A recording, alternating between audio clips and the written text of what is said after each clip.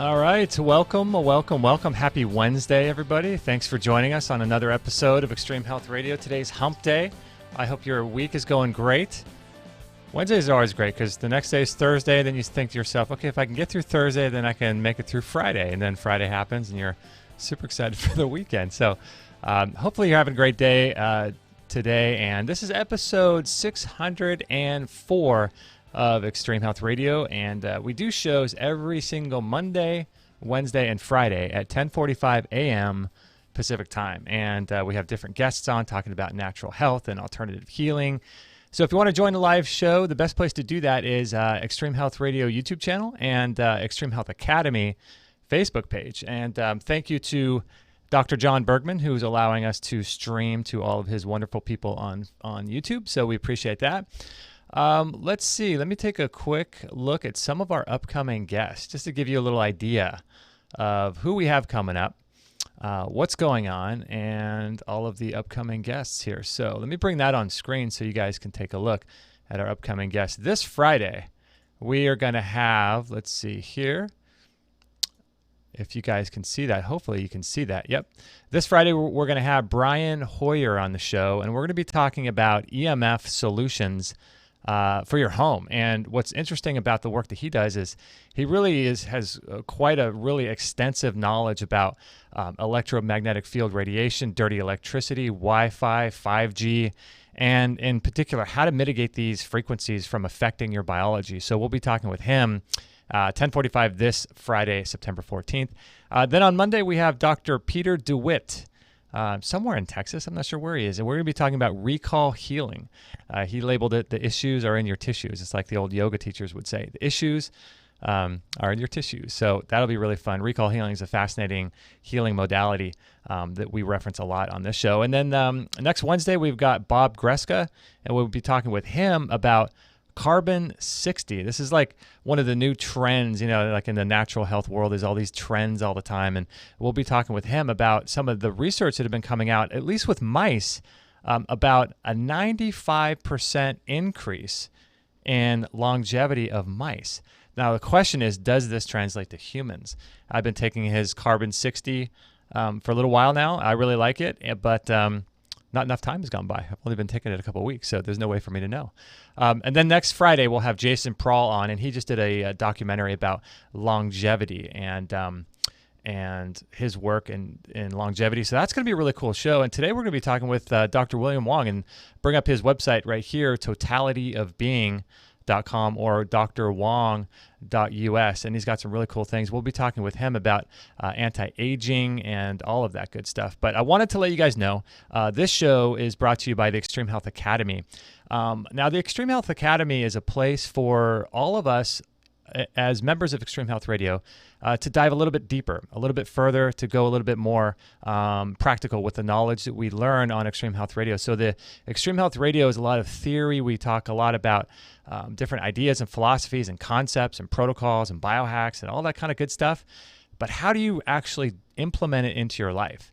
And that is what the Extreme Health Academy, there's thousands of people in there all changing their life. And it's a tremendous community. We offer every single month a brand new course by Dr. John Bergman. And we go deep into this stuff. It's really, really an awesome place. And if you are looking to overcome any kind of health challenge, any kind of health issue, or maybe you just have, maybe you want to live to your 150 years old like I do, this is the place for you to get the support, the encouragement, inspiration, and most importantly, the knowledge for how to do that and how to implement these things into your life. So extremehealthacademy.com if you want to dive further, go deeper, and all of that good stuff. So Dr. William Wong, let's bring up his website again. He was on our show, episode 487, and then he was nice enough to be on episode 38 way back in 2012. And he's a sports medicine Hall of Famer, classical naturopath, a PhD in exercise physiologist, certified athletic trainer, certified sports medicine trainer. And this is what's interesting. He's an old rite Catholic priest. Old rite Catholic priest. So really, really fascinating. So let's bring Dr. Wong on the show. And I'm going to ask him, Doc, what the heck is an old rite Catholic priest? The the Independent Catholic Church is actually a part of Orthodoxy. We are also in communion with the Anglican Union, the Anglican Church. We're not Roman Catholics. Okay. We're theologically much more like the Russian Orthodox Church, although you'll find a great deal of variation amongst our priests. Mm-hmm. Some of us are almost Buddhist in our practices. The masses and the ceremonies can range anywhere between very strict Russian or looking almost like a Roman Catholic mass, depends on what the priest wants to do. There's a lot of independence that our bishops give us Mm-hmm. in expressing our spirituality, and a lot of independence that they give us in our uh, theology. Uh-huh. We have folks who are almost fundamentalist Protestants. We have folks who are strict Russian Orthodox, and we have folks who are foo-foo spiritual Christians. So we have almost the entire gamut of spiritual belief within the OCC. Wow, that's interesting. Not to get too far into religion and spirituality, but it does tie in a little bit, I think, to health. In fact, I think a lot. But is that any correlation to like Essene, the Essene sort of outlook on There religion? are some of our priests are into the Essene teachings Mm-hmm. and into the vegetarianism that goes with it. Mm-hmm. Some don't quite believe that Jesus was in a scene, because there's a lot of evidence to show he was the son of Mary. Mary was the daughter of Joachim. Joachim was a high priest of Israel and a Pharisee, so he's in the Pharisee line. Religious teachings in Judaism go through the mother's line. So Okay. Jesus would have been taught religion by his mother and his grandfather, and if his grandfather was a Pharisee, then Jesus was in that line. Of Wow. course, being an Essene, some folks were born into the Essene sect. Some folks uh, converted to the Essene sect of Judaism. Interesting. So Jesus may have converted to being an Essene, but we don't know. Yeah, there's a lot that we don't know. It's interesting. That kind of stuff just really fascinates me to look into all of that, and I think it really does tie into health and spirituality. And what we were talking about before we started recording was, what sort of direction that we want to take this show, because you are. You've got so much experience in terms of like enzyme therapy, and we reference your work a lot with that, as well as sports therapy, hormones, sexuality, these types of things, but also anti-aging. And I thought that was really interesting that you brought that up. And so starting out with that, I'm curious, like for you, how long do you think you can live? Gosh, given the challenges I've got, I'll be lucky if I make it to 115. Yeah. Well, that's great. But, I want to be a healthy 115, not a beat up, dried up, shriveled up 115. Yeah. If you take a look at the pictures of some of the people who supposedly lived for 2 centuries, like some of the Indian ascetics, and there was one Taoist fellow in China who supposedly lived to 200 and change, and there was evidence to show that he actually did. If you see pictures of them, they really look like dried up pieces of leather. They look awful. You'd never want to look like that. Yeah. The Indian fellow in particular had to be carried around everywhere. You don't want to be like that. That long life in that instance is a curse. It's not a blessing. Yes, that is that fellow right there. Yeah. Is that the guy you're talking about? One of the guys, yes. Yeah. It So said. we don't we want to be healthy and long lived, but not kind of dried up and lacking our activities of daily living. Uh-huh. Yeah. No, it's so evident because you see people that live a long time. We have in my wife's side of the family, her grandfather is 96, and he's really starting to decline in the last couple of years. And so, Mm. but I think it is possible. Like, you ever see these people like George Burns or these sort of people that live a long, long time, and you wonder, you just wish, you just say, man, I wish they had started taking care of themselves when they were 15 or 20, like Jack LaLanne or something. Imagine Actually, how the they would cigars look. are probably the secret. Probably, right? Yeah, it's crazy. I mean, it could be, right? I mean, who knows what was going on in his, If they physiology would there. have, if George Burns would have done a Jack LaLanne and started taking care of himself when he was younger, as Jack LaLanne did, Uh-huh. uh, then he probably would have exceeded what did he die at 105? I think he was 104, 105, but at that Yeah, point, does it really matter? yeah, yeah. True. Yeah, Yeah. So you think if he had taken care of himself all of his life, then it would have been a different story for him. He would have, at the right. very least, Yes. maybe he would have had a stronger body at that age. Yeah. Well, Jack LaLanne, again, to reference the great one, was for his 86th birthday, he swam around Catalina Island, pulling 86 boats. He had done the same for his 80th birthday, only he pulled 80 boats then. So Wow. pretty big deal.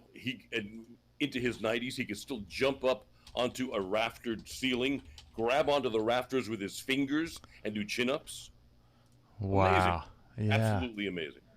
Now, I wonder, in terms of fitness and feats and stuff like that, I'm 42, and I've been working out sort of religiously since I was about 19, right after high school.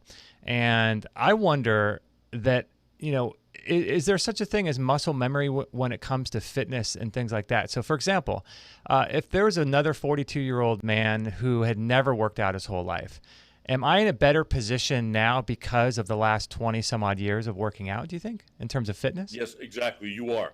Let me Okay. explain why. In exercise physiology, we know that if a person worked out when he was younger and he worked out for over a year, that's the key. You have to be working out religiously for over a year. But what do you mean Then, by younger? well, teens, Okay. mid to late teens into your early 20s. Okay. If you Perfect. worked out for over a year and you worked out well, regardless of whether it was running or weightlifting or gymnastics or calisthenics, or as long as you were doing it religiously, and then you completely stopped, you would only lose 70 to 80% of your acquired conditioning. You would keep a 20% foundation, Wow. which means that you could come back in your 50s, in your 40s, in your 30s, and start working out, and you've still got that foundation. You've got added bone density. You've got added muscle cells. You've got all the memory in your central nervous system from when you were working out.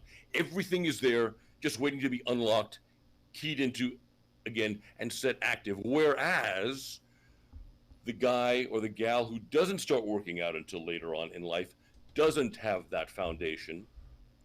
It's much harder for them to build that foundation later on in life. Oh, And they have a much harder time getting to square one, I never see. mind getting to a high level of fitness and health. Now, this is my beef with trying to do osteoporosis therapy after you've already got the osteoporosis. You haven't taken care of yourself worth a jack in God knows how many years, because if you Right. would have, you wouldn't have had the osteoporosis. Right. So then all of a sudden you want to start walking, you want to do weight training, you want to do this, you want to do that Mm-hmm. at 50, 60, 70, 80, 90. It ain't going to work. It's going to work a little bit. Yeah. But Yeah. if you started doing that the first year of weight training, 15% of the weight you put on is new bone density. Think about that. Your bones get denser, harder, stronger. Mm-hmm. Whereas try to do that when you're 60, 70, 80, Yeah. ain't going to work anywhere near as well. You can take Yeah. all the drugs you want to. The drugs for osteoporosis help 2% when they help at all. Yeah. Sometimes they don't help, and they actually have the reverse effect. There was one drug, the one Sally Fields was advertising, was causing dead jaw syndrome. It was killing the bone in women's jaws and in their pelvises. Oh my gosh, can you imagine the use of that? Wow. So the weight training will still have its effect on seniors, but it won't be as dramatic. It will be very slow, and it will be very hard to come by if you didn't have that 20% foundation. Yeah, that makes a lot of sense to me, because there are people in my life that I know that are in their late 30s, early 40s, or mid 40s, and they're trying to get into it now. And I'm noticing, they're not as sort of able to put on muscle mass, or they're not able to grow as much and things like that, which is probably why, if you look at Jack LaLanne, I mean, if you compare him at 96, I think it was when he died, I mean, if you compared to him to any other 96-year-old, I mean, the difference is just unbelievable, right? In terms of muscle. Exactly, and yes. Yeah. Yes. Yeah. And cognitive ability. Mm-hmm. Because when you build muscle, you're increasing circulation. Give you an example. Again, relating back to exercise physiology, 40% of any increase in muscle mass, in muscle tone, is an increase in vascularization. So when you're looking at Arnold Schwarzenegger's arm, 40% of that was circulation he did not have when he first started training. Okay. So think of that increased circulation, that increased ability to get blood to all the tissues in the frame, and think of how that enhances circulation to the brain. Yeah, that makes a lot of sense. I mean, there's a lot of people that are into the health world, and they're sort of skinny and emaciated, and I've always been someone who loved to work out. And I mean, I don't love to work out. I actually hate it, but I love the effects that it has for me, And so it's one of the things that I think it's absolutely critical, right? It has to be a part of everyone's longevity, anti-aging lifestyle. I mean, you have to lift weights, Yes. Don't you? Yes, exactly. Right. There are 3 legs to the stool of anti-aging. Think of it as a stool. There are 3 legs, 3 must-haves. Okay.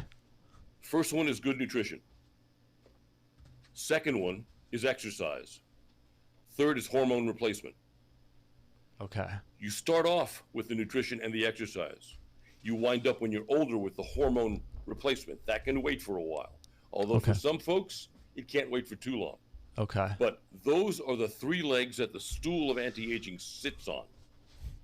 So exercise is one of the primary keys to anti-aging. Without it, your body won't last as long as you want it to. Mm-hmm. Yeah, I remember listening to something that was interesting. I think it was by Mike Adams over at Natural News, and it was something that he was talking about.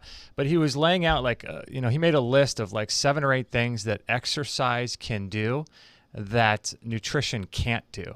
And I forget what they all were, but there were some specific things that you just can't get from food or nutrition or taking substances in that you can get from physical, aerobic, or anaerobic exercise. And when I heard that, I'm like, okay, nutrition is just one side of it. You got to have the physical side of it as well. And I want to learn more about the hormone piece too. But yeah, that's interesting, isn't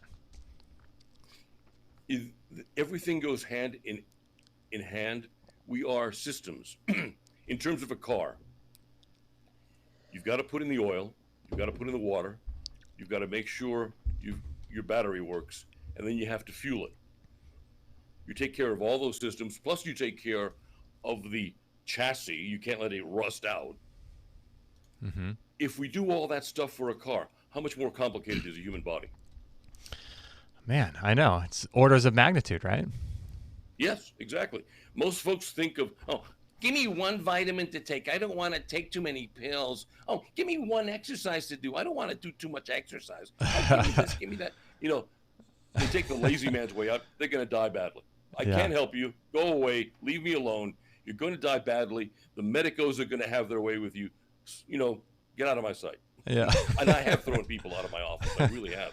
That's so funny. But you know what? I think there's also a part of all this too that is that has to do with someone's sort of spiritual connection to God, and maybe also what they're here to do. Because if you look at like we're talking about George Burns or Jack LaLanne or any of these kind of people, they all seem to not just have a good time, and they really loved life, and they're vibrant and energetic, and they love what they're doing, but their career also was one in which they were very passionate about what they were doing. Like they really enjoyed it. And so there has to be a component of that that's got to be a part of longevity too, don't you think? Well, you know, if you're living a boring life, if you hate what you do, if you hate your spouse, if you've never found the right person to bond with in terms of love, what's the use of living a long life? It's only going to be torture. Right? I know.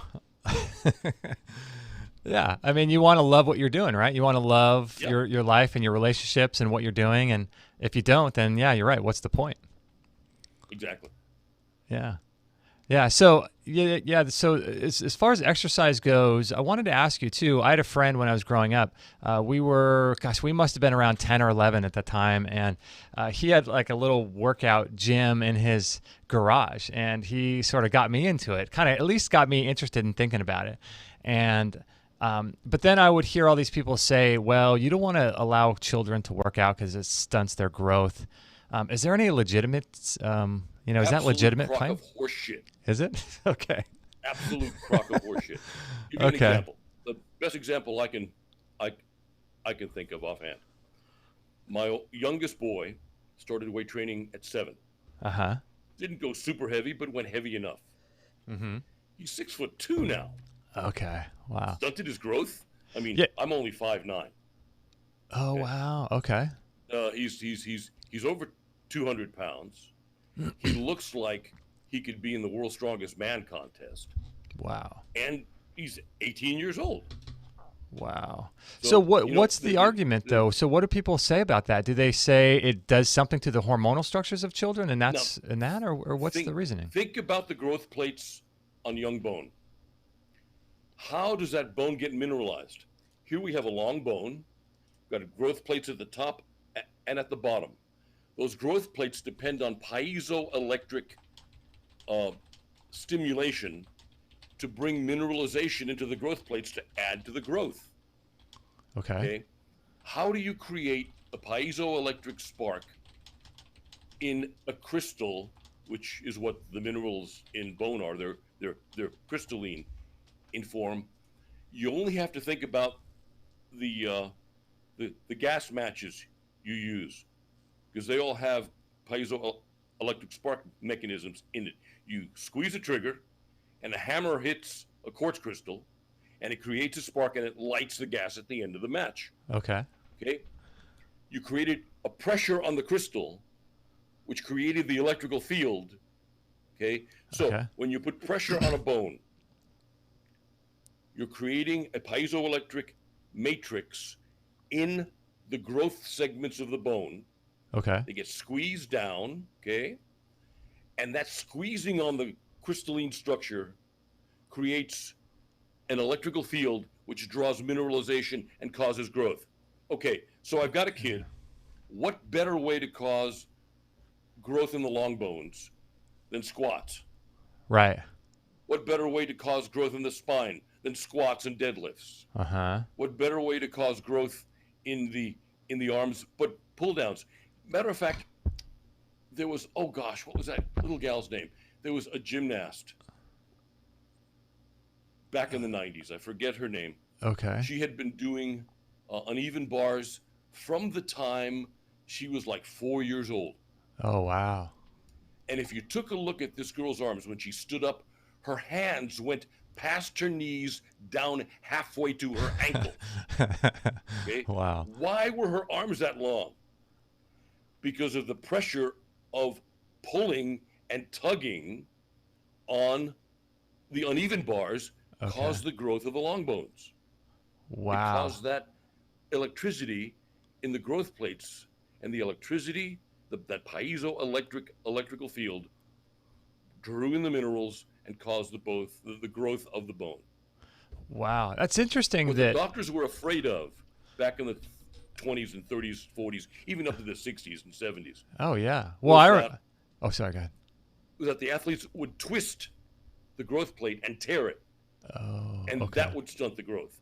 And that is a legitimate beef. I've seen it happen. I was standing in a junior high school gym once when a kid did that because of bad coaching. Oh, wow. What did he And do? that was a shame because What? that, I'm sorry, No, I'm sorry. What exercise was he doing? Like a squat or a deadlift or something? he was doing squats on a universal machine. Oh, okay. So what happened was he had super bad leg position. Mm-hmm. You know, I learned how to squat from Fred Hatfield.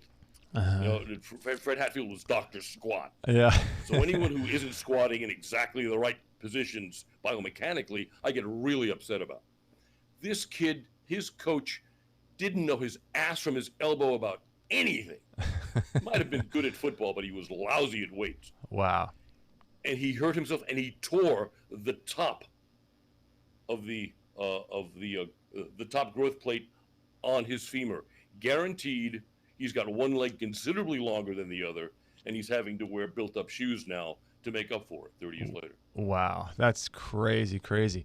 Yeah, it's interesting that it, like what you're saying, I've never heard that before. When you exercise, you're obviously exercising your muscles and your tendons and ligaments. And so those are connected to the bone, and that's how it affects osteoporosis. And that's probably why squats are really great for preventing osteoporosis, because you create the most hormones, the biggest muscle group. But what I'd never heard before, which I thought was fascinating, what you were saying was that electrical current that gets created, does that get created in the bone? And then that's how mineralization happens? Right. You'll see guys with fractures who have these little, almost like tens units with a pad on either side of the fracture. And what that does is it creates that artificial field electrically across the fracture of the bone to stimulate healing. Okay. Wow. Yeah, that's so interesting. So yeah, I never knew about the body electric, right? I mean, that's really what it's all about, and that's what what working out does. Yeah. I mean, aside from we all remember the biochemical aspects of the body. Uh-huh. But when you get past biochemistry, more basic to biochemistry are electrophysics. Uh-huh. So think of a battery. A battery has to have a certain chemical constituency, okay? When the battery goes blank on you, what do? You put back an electrical charge, and the electricity changes the chemistry. We don't change the chemistry to get the electricity. We put in the electricity to change the chemistry. Same thing happens in the body. Yeah, fascinating stuff. Oh, man, hang on there, Dr. Wong. We're just going to do a quick little spot here for speaking of electricity. I wanted to tell you guys, this is just a perfect place to tell you about this, but I'm not sure if you guys have looked into these Magnetico mattress pads that we have. And let me just bring one up on the screen, and you can take a look and take a look at these things. Speaking of like electricity and magnetism and how this affects the body. Kate and I have been using one of these for, over a year now. And we had Dr. Dean Vonley on the show talking about magnetism and how that affects the body. And these things have like over 2,000 magnets in them. And so I think they weigh about 75 to 100 pounds just for one side of your bed. And so there's something really, really awesome about sleeping on a magnetic mattress pad. And if you haven't looked into magnetic therapy and increasing the amount of magnetism in your life, I highly recommend start researching that. That's kind of why we put in our store, we've kind of put categories of light, water, and magnetism because these are such crucial, elemental, and fundamental parts of life, is for all of us to bring in more light into our life, bring in more water, and bring more magnetism into our life. And I always say to people to optimize the places of your house or the places where you work, where you spend the most time, because that way, if you're optimizing an area of your house where you spend an hour a day and neglect somewhere like your bedroom or your office, you're leaving a lot of time on the table where you could be regenerating and healing and becoming stronger and bringing that magnetism into your life. So look into the work of Dr. Dean Bondley, and there's some videos on our page as well if you guys want to take a look at that. And I also wanted to tell you about the blue blocking glasses. Speaking of light, these are the glasses that I'm wearing now, and I have about 3 or 4 pairs of these blue blocks. And blocking blue light is one of the most important things that you can do in managing your light environment. And unfortunately, we live in a blue lit world today where this blue frequency is causing all manner of distortions in the eye. And you look at myopia and macular degeneration and nervous system issues. Dr. Doug Wallace, who's sort of the leading authority on mitochondrial health, he actually is going to win the Nobel Prize here pretty soon, as far as I understand, because he proved that mitochondria get passed down to from your mother and not your father, which is interesting. And he's a mitochondrial researcher out of the Children's Hospital in Philadelphia, and he said that 85 to 90% of all diseases is a result of mitochondrial impairment and a lack of mitochondrial ATP energy that helps to control genetic expression. And one of the best ways to control the mitochondria, or to affect it, I should say, is through light and through vibration, sound, temperature. These are all ways that the mitochondria get affected, but mostly through light. And that's why it's super important to block blue light if you want to keep your eyesight, if you want to avoid diseases.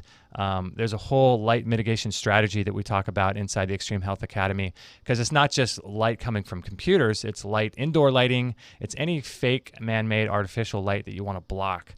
And that's why we promote the Blue Blocks classes. And we did a show with Andy Mant, who's he's the founder of this company, and I just love standing behind his products. And he's giving you a discount if you guys want to check it out. Go to our store, extremehealthradio.com. You'll find a link up at the top, and you can click on this product and type in the code EHR if you want to start blocking blue light from your life and from your nervous system. And it's just an incredible technology. So let me bring Doc back in, Dr. Wong. And so for you in your current exercise sort of routine, do you do squats every single week still? Don't do squats anymore because I've got an unhealed fracture at T10. Okay. That hates when I put weight on it. I was squatting up until about 5 years ago. Wow. I was squatting 475 when I stopped. Oh my gosh, 475. I got that unhealed fracture, and it just screams at me every time I squat. So I've switched to leg presses. I've switched to bent knee deadlifts. Okay. And instead of squats, but I love squats. I'm one of the few listeners who loved to squat. I was squatting 485 for 10 reps at 158 pounds body weight when I was 17, 18 years old. Oh my gosh.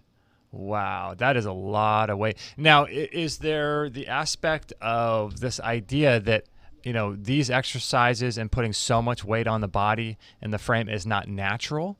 Or is it natural if you do it in the correct form? Because a lot of people would say, well, like bench press, how natural is it in the natural environment? Would man normally be pushing up 300-400 pounds off of his chest, laying on his back?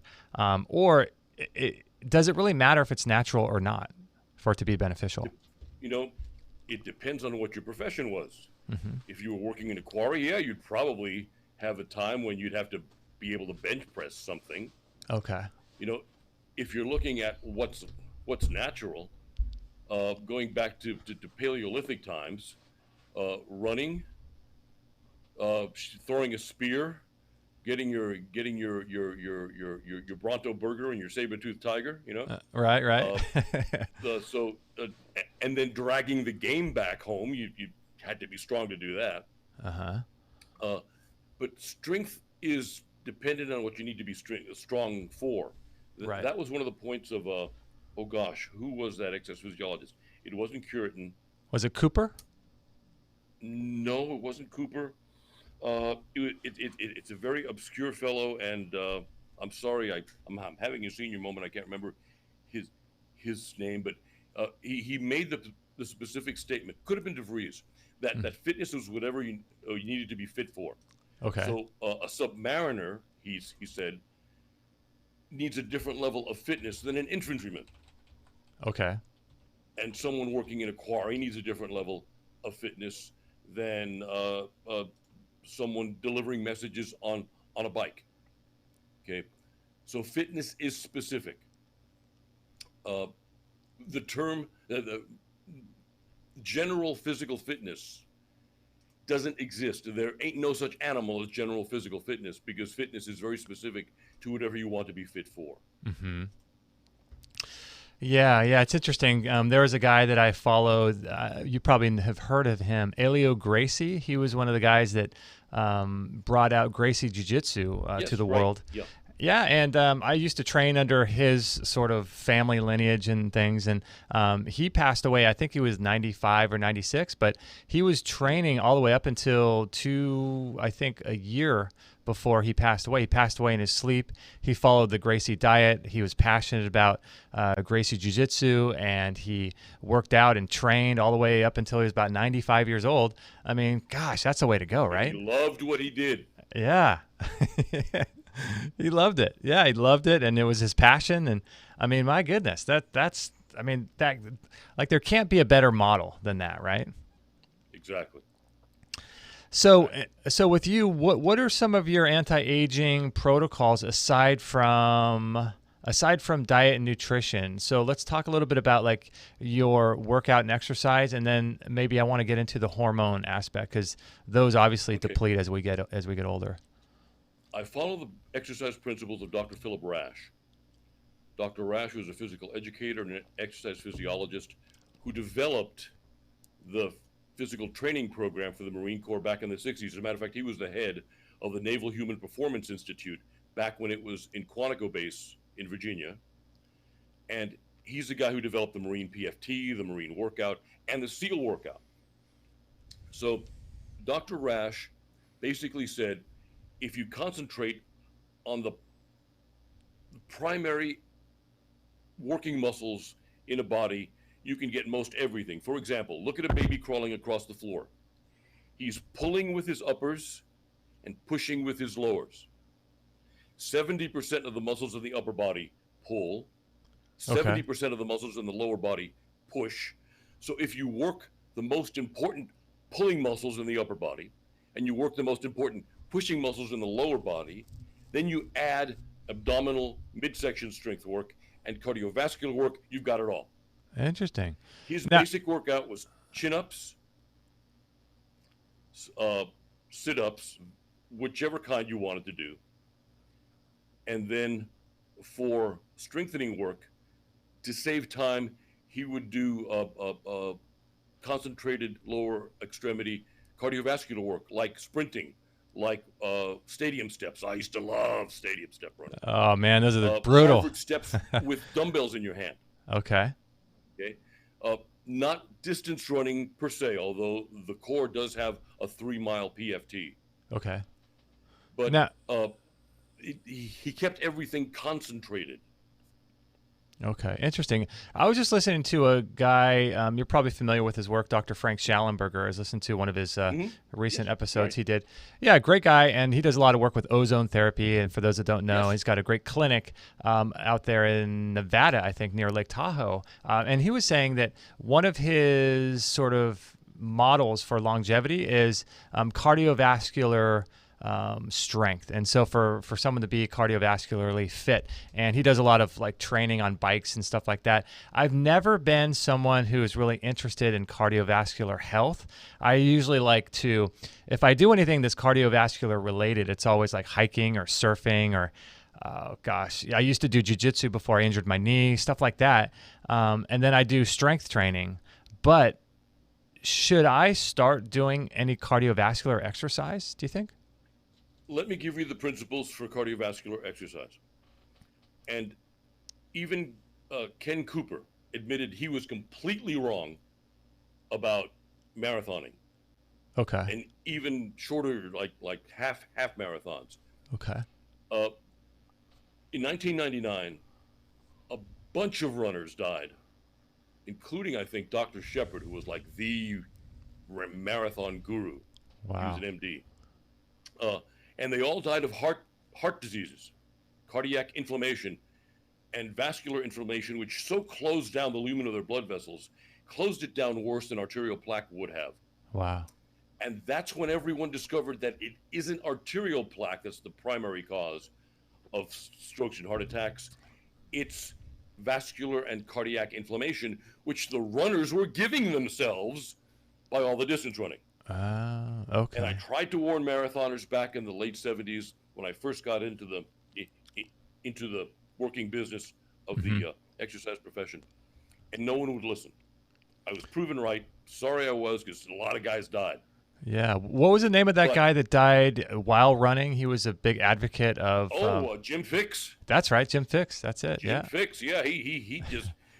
Yeah, actually, that was his second heart attack while running. He had a first one, didn't pay attention to it because, of course, he couldn't have had a heart attack. Yeah. And then it bit him in the ass again, and it finally killed him. Yeah. Shepard died the same way.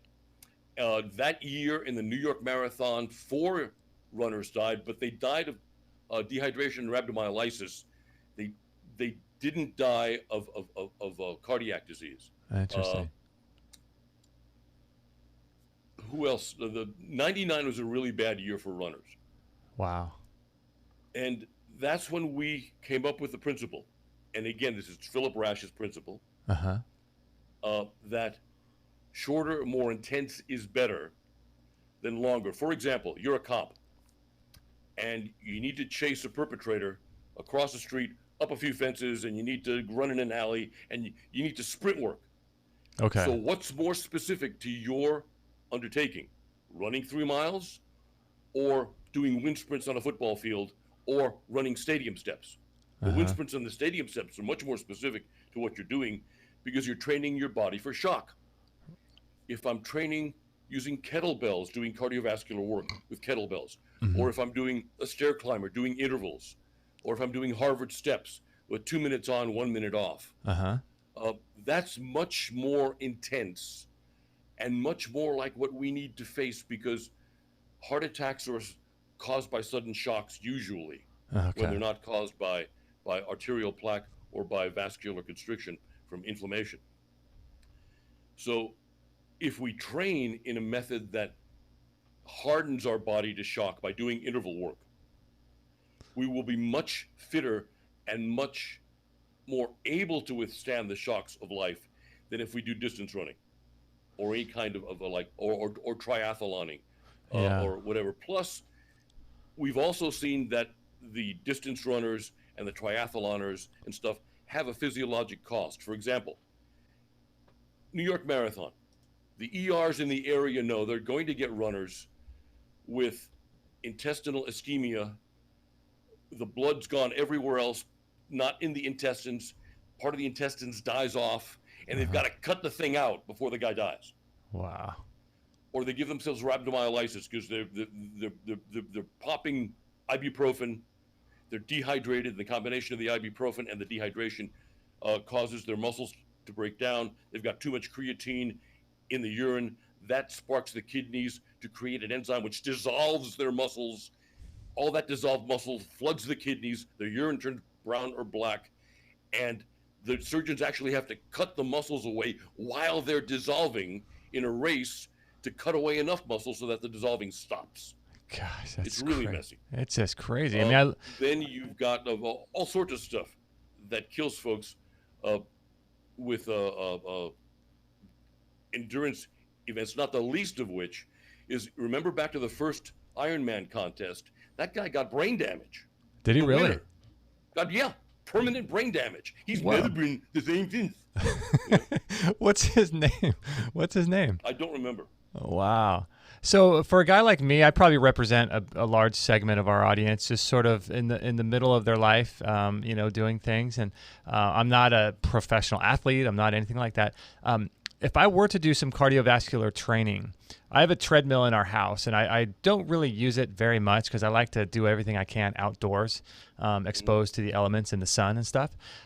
But on rainy days, and if it's a day I'm not going to be lifting weights, I'll typically, which is usually about 3 days a week. I usually work out 4 days a week, and then I'll do. I want to try to do 3 days a week of cardio. I was thinking of doing some sort of hill work or some sort of incline on the treadmill for like 20 minutes, half an hour. Is that something about where people want to be, do you think? Yes, but modify it. Okay. Go at speed for 2 minutes or minute. Okay. And then slow down for a minute. Go Okay. at speed for 2 minutes and then slow down for a minute. Let's give you some other parameters.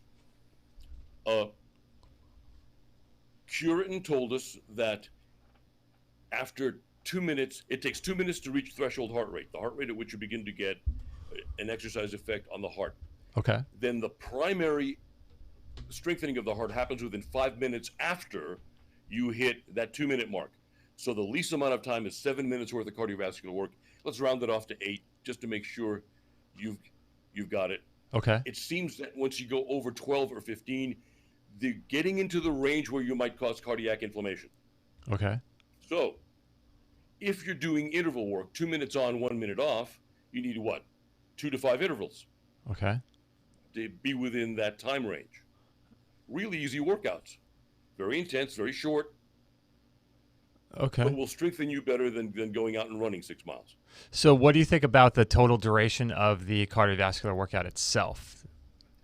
Doesn't need to be any more than 12 minutes. Ah, okay. Okay. Yeah, I remember Somewhere you between 8 and 12 minutes.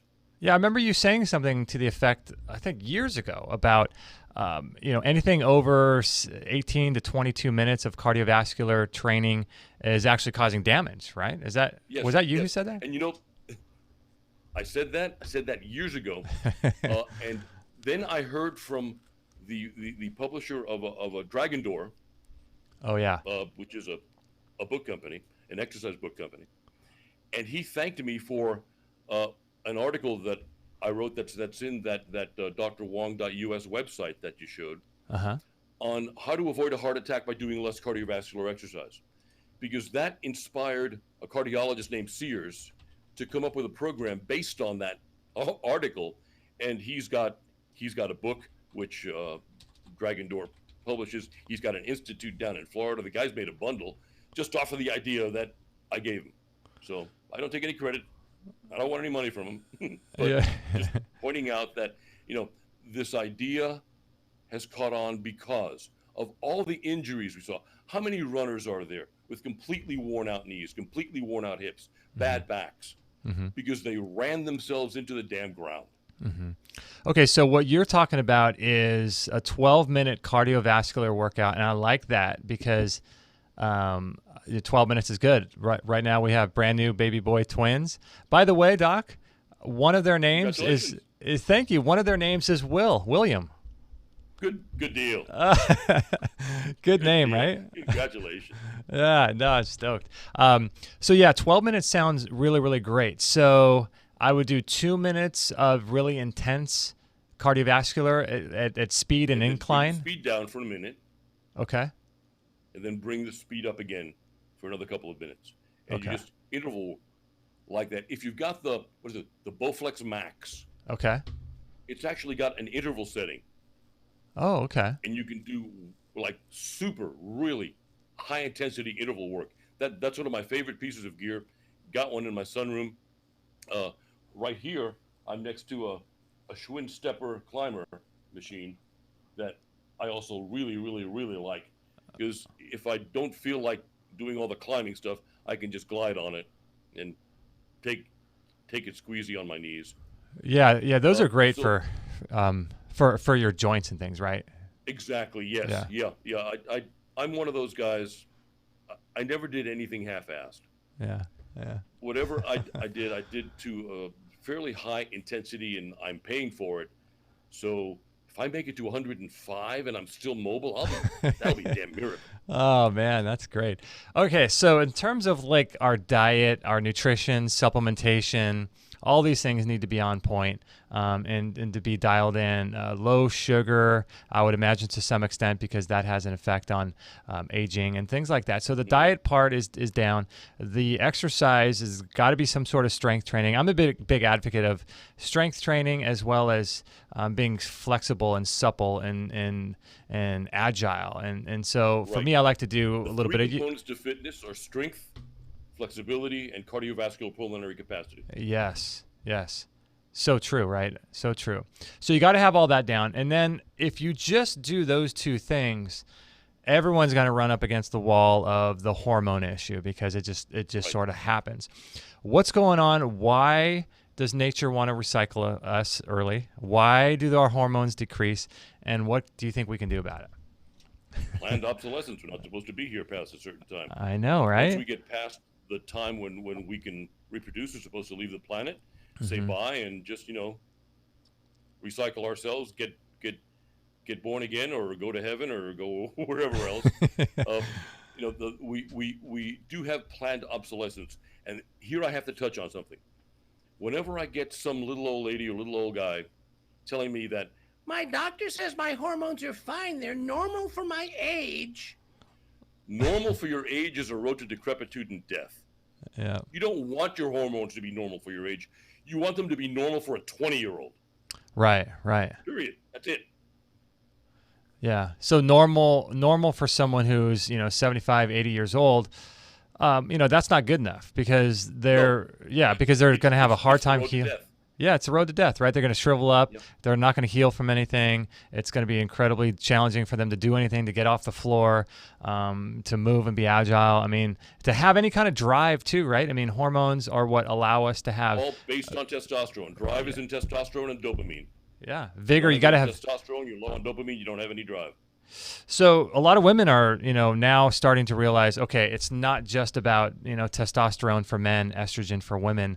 It's about more than that. So let's talk a little bit about like what people can do, maybe to some natural things they could do, whether it's lifestyle or whatever, to, slow that process down. And then are there any things, substances or things that they can actually do, procedures or anything that could help bring more hormones back into someone's life? Let's first touch on why men go through andropause and women go through menopause. In half the population, the pituitary stops making luteinizing hormone. The luteinizing hormone is what tells the ovaries to make progesterone, testosterone. The luteinizing hormone is what tells the testes to make testosterone and progesterone. Okay. In 50% of the population, the gals go to ovarian failure and the guys go to testicular failure. In other words, they just stop working. They die off, they infarct, and they ain't never going to work again. Okay. So with the advent of all the high xenoestrogen foods, the flax, the soy, all the beans, all the seeds, all the pods, all the peas, we have guys and gals going into menopause and andropause earlier and earlier and earlier in life. I met an MD a couple of years ago who went through andropause at 32, 36.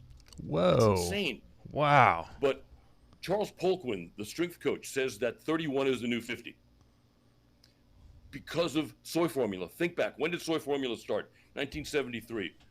All those kids are now in their, 40s, 50s? Right. 50s, yeah. So, they've gone through andropause, they've gone through menopause early because they've been in hormone imbalance since way back when they were infants. Right. Each bottle of soy formula has, depending on the brand, has either 3 to 6 or 5 to 8 birth control pills worth of estrogen in it. You give a baby 4 to 6 bottles of formula a day. With a girl, she's going to go into menstruation at 7 or 8 or 9 because of that. She's not going to be the height she should be. She's going to be thicker. She's going to be fatter because estrogen causes fat and weight gain. Estrogen causes mood swings. With a boy,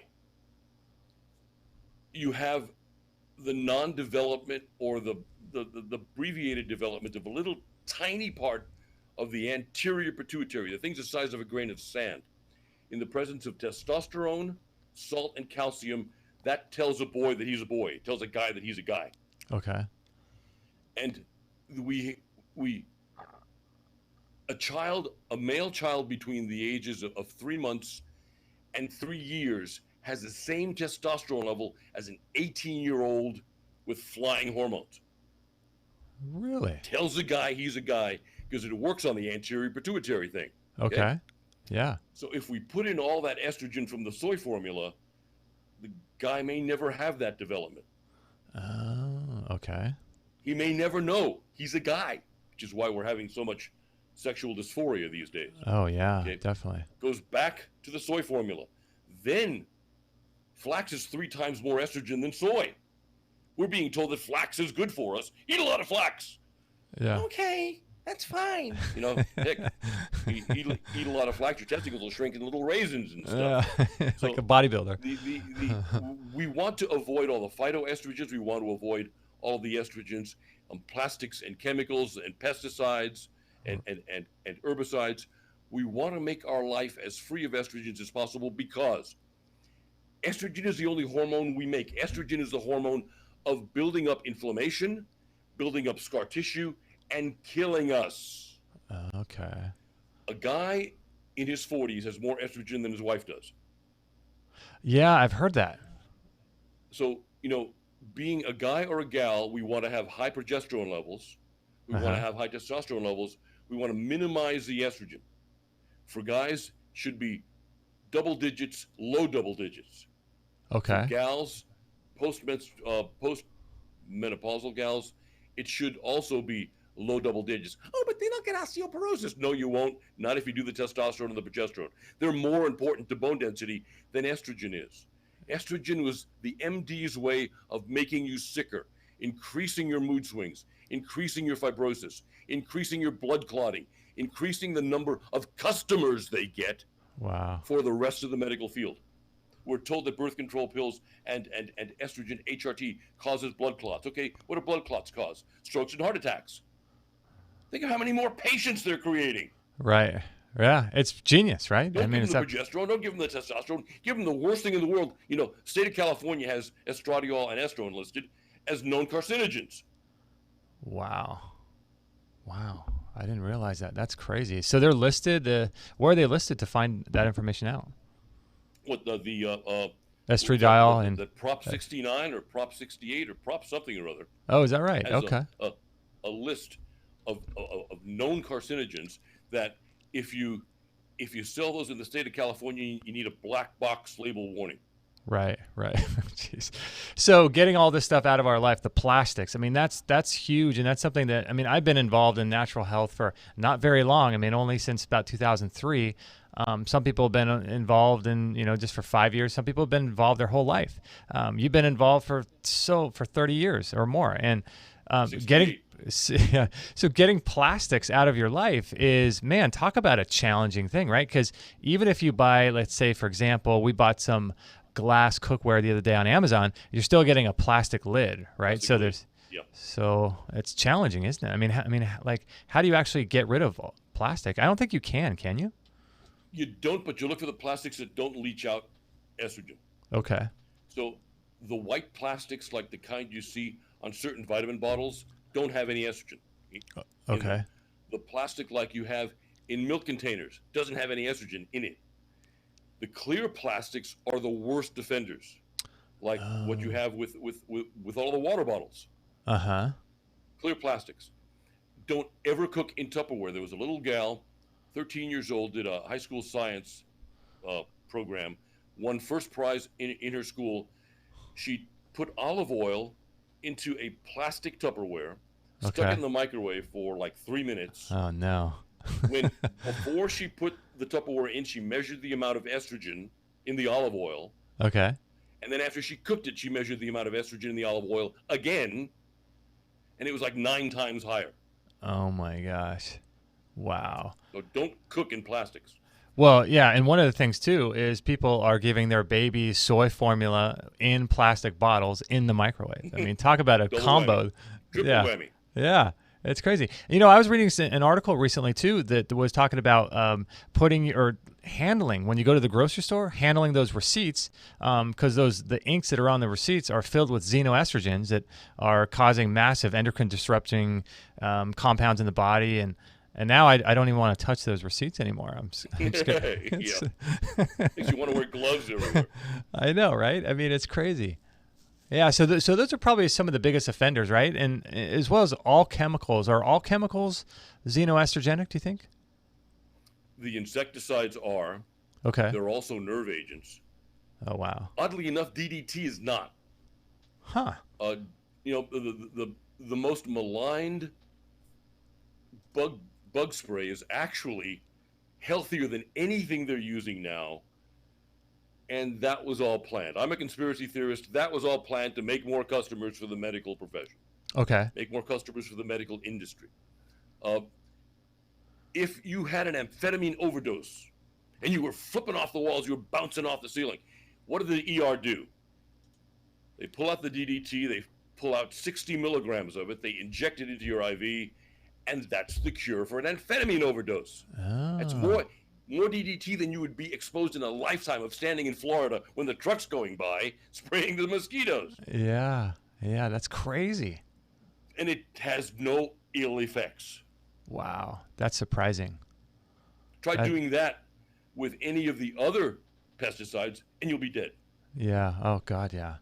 We've got a handful of questions here in our chat room that I want to ask you about. But before we do, I'm curious about all of this talk in sort of the anti-aging, or I think it's called now pro-youthing circles. When it comes to therapies or procedures that you could have done, is there anything on the horizon that you're looking at that would enhance someone's hormones or allow them to have higher hormones? Like, are there procedures that people can do that you're looking at that seem interesting to you? If you're in the group that has that has gone into andropause or low hormones or menopause from having low luteinizing hormone or no luteinizing hormone, your sexual organs still work to make hormones. They just haven't had the trigger. Okay. So if you put it in something like a human growth hormone, no, human chorionic gonadotropin. I'm sorry. Okay. If you inject that every day, then you can kickstart your LH and get your organs working again. When you take a look at all the guys, Arnold is a great example. Hope he doesn't sue me for saying this. He took so many anabolic steroids that when he was working out in DeLand, Florida with Arthur Jones and the Nautilus crew, Arthur Jones took assays of everything that could affect growth. Okay. How many dianabol he was taking a day. He measured for loss of testicle mass. He measured everything. And for the entire time Arnold was at DeLand, he was taking 12 to 25 D-ball a day, and his testicles were shrinking.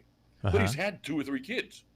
So to get them working again, there was a doc who was very skilled in hormones who started him on the human chorionic gonadotropin, and it kick-started the testicles to work again, and it grew them back in size, and bingo, he can make kids.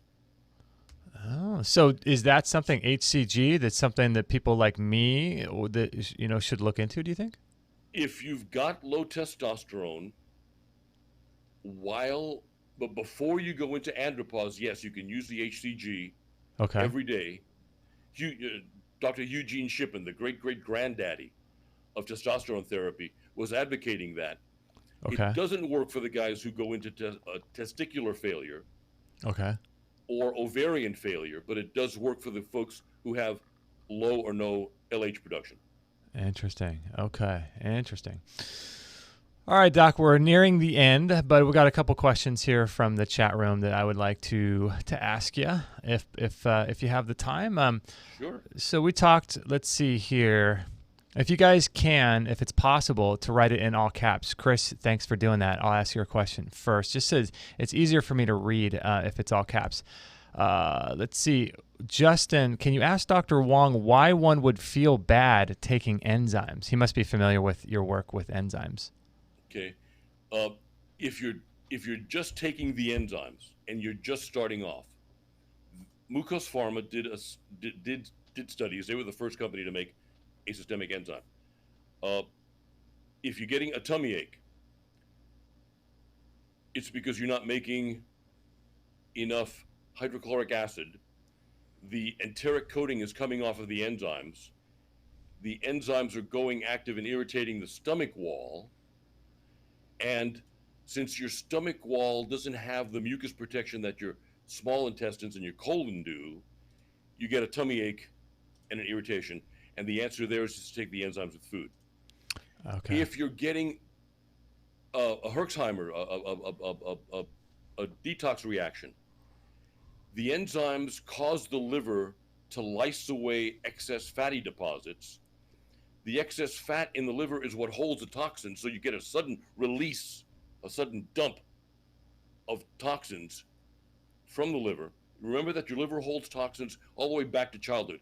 Every toxin you've ever been exposed to, every chemical, every medication, every recreational drug, bits and pieces of all that are held by the liver. So when you release them, if your bowels aren't flowing and they can get out immediately, they get recirculated through, and you're like, you're feeling like really bugged out.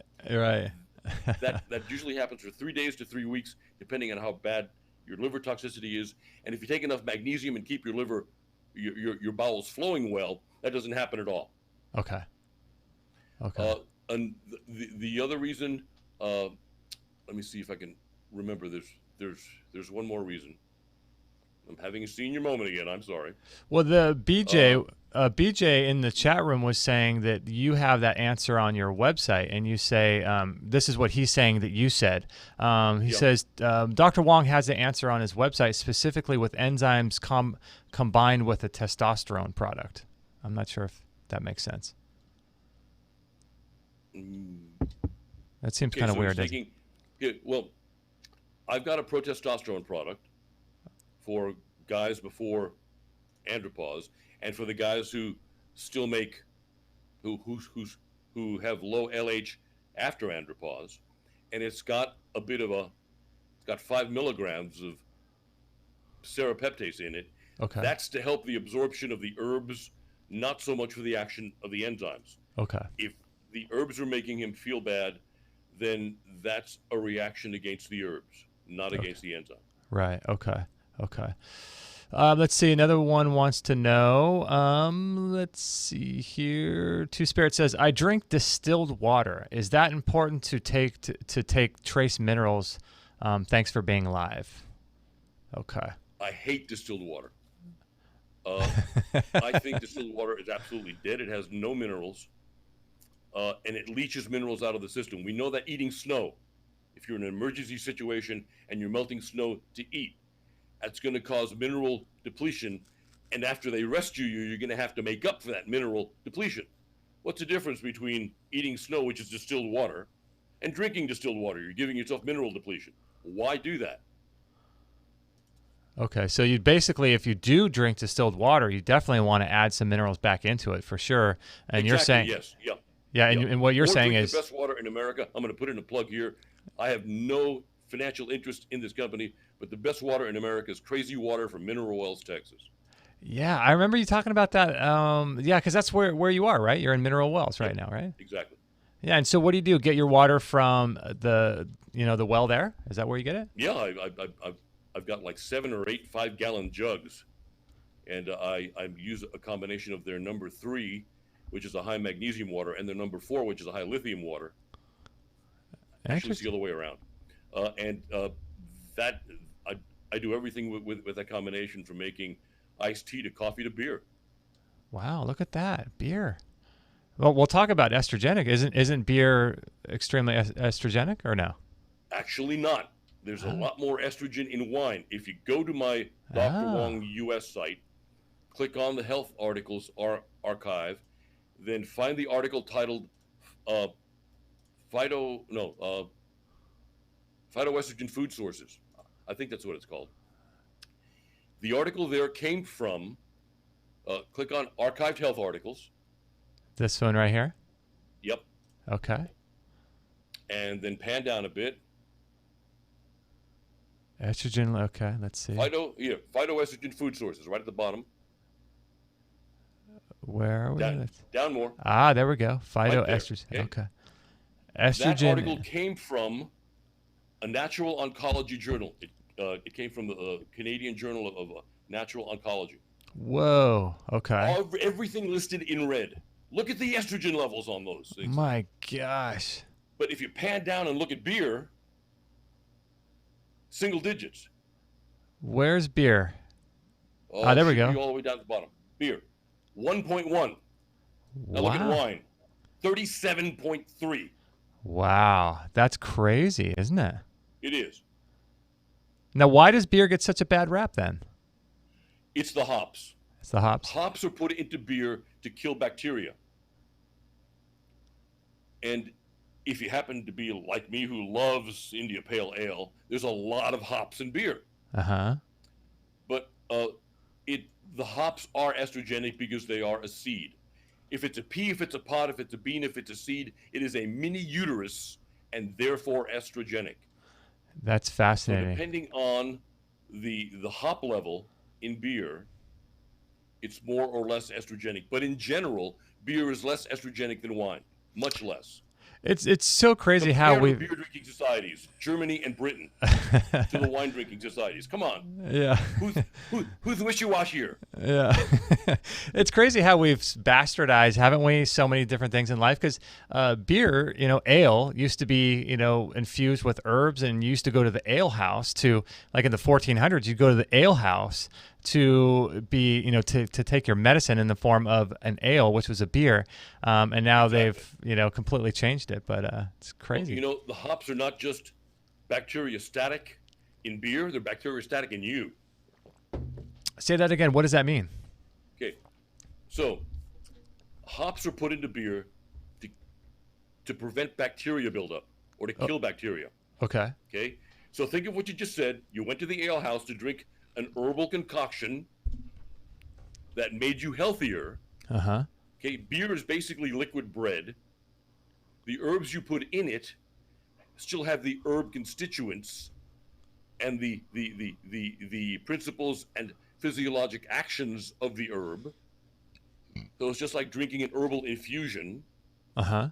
So you're drinking liquid bread with whatever goodness that herb is going to give you, the added herbs to the beer. Okay. But that's bad now, right? Well, if you take a look at most American beer, one of our priests, I think he's passed away, was the guy who invented the Jolly Green Giant. And he also did a lot of advertising for beer companies. He told me never drink American beer, because it had 21 different artificial ingredients in it, because Americans didn't like the hops. They wanted sweeter beer.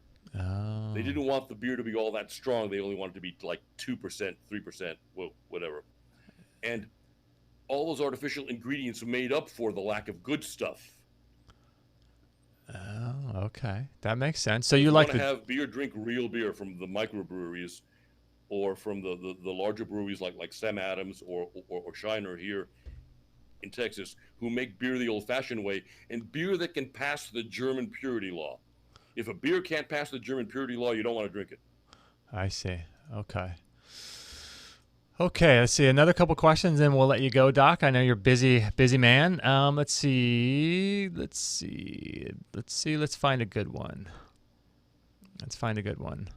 There's one here that got sort of flagged by YouTube, but I think it did so because of the way he worded it. But he says, Dr. Wong, please explain how enzymes, proteolytic enzymes, can help a penis be larger. Okay. One of the things that we all suffer from, here's how we learned it in school. Irritation produces inflammation. Inflammation produces enduration, which is scar tissue. Enduration produces death. Okay, now your Wally Wally's not going to die, but as we get older, all of our internal organs grow fibrosis. Our lungs, the valves in our heart, the filtering portions, the glomeruli in our kidneys. Everything that's hollow begins to get solid. What's hollow? Your penis. Mm-hmm. Okay, so as we get older and we fight all this internal inflammation, part of the lack of full erections, everyone, all the guys can remember back when they were 17, 18, and had these huge honking erections. Yeah, right. You know, I could shoot 3 feet and I could do this and I could do that. And somewhere around 35, 40, not that big anymore. It's 50, it's just a memory. Okay, so we take Viagra and we take all the other stuff. And yes, it brings blood flow back, but unless you stretch out, just like stretching the when you grow fibrosis in your hamstrings, you can't touch your toes. What do? You stretch out your fibrosis so you can touch your toes, you break up the adhesions, and you regain your flexibility. Mm-hmm. We do the same thing with the penis, but in the penis, the fibrosis is laid in radially. So you can't just stretch it out and make it longer to look like a pencil. Okay.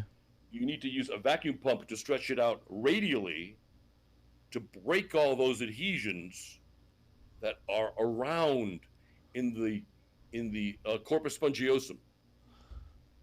Okay. You should also do exercises for the ischiocavernal, bulbocavernal, and pubococcygeal muscles, and there are exercise things for that. The malekegel.com was the one that is the penis exerciser for those muscles, and the pump that we used to recommend was from the Boston Pump Company. I don't know if either one of those companies is still around.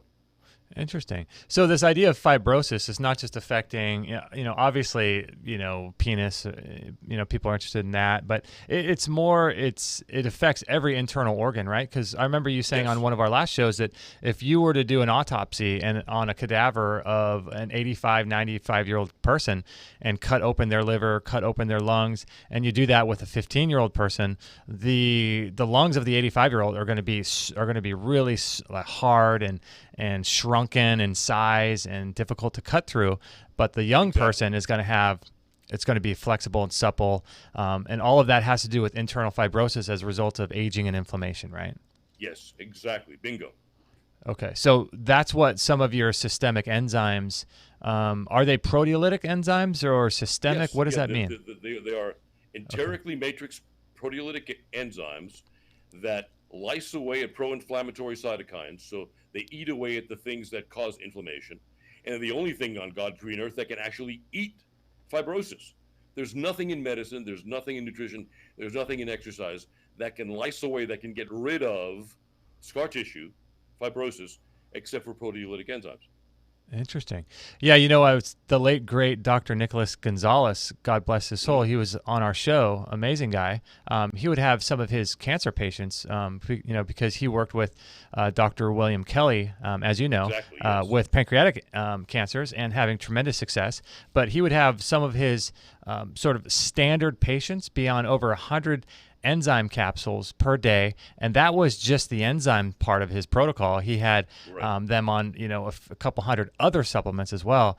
So these enzymes are really important to break down. So if someone's doing them like while they're fasting or on an ongoing basis just to maintain health, is that something that you think would be a great thing to do? It is the primary foundation for every nutritional therapy, and if we had an hour, I'd explain why, but go to YouTube and look for the lecture titled Fighting the Things Most Likely to Kill Us. I've got it up on YouTube. It's an hour and change, and it will explain all the 5 major actions and all the little tiny actions that systemic proteolytic enzymes do. But the main things are fighting inflammation, eating fibrosis, and remember, irritation to inflammation, inflammation to induration, induration to death. So we're fighting the processes that kill us. Then we're looking at all the other things that are ancillary to killing us. And if we put all those together, like thickened blood, viruses and bacteria, blood clotting, put all that stuff together, think of it happening in the brain, throughout the body, throughout everywhere, all of a sudden we see how important enzymes are. Plus, the whole reason vitamin and mineral supplementation fails. Vitamins and minerals are cofactors. Vitamins are coenzymes. They have to latch onto a proteolytic enzyme to work. If you don't have the proteolytic enzymes in there, then the vitamins and minerals aren't going to work. Okay.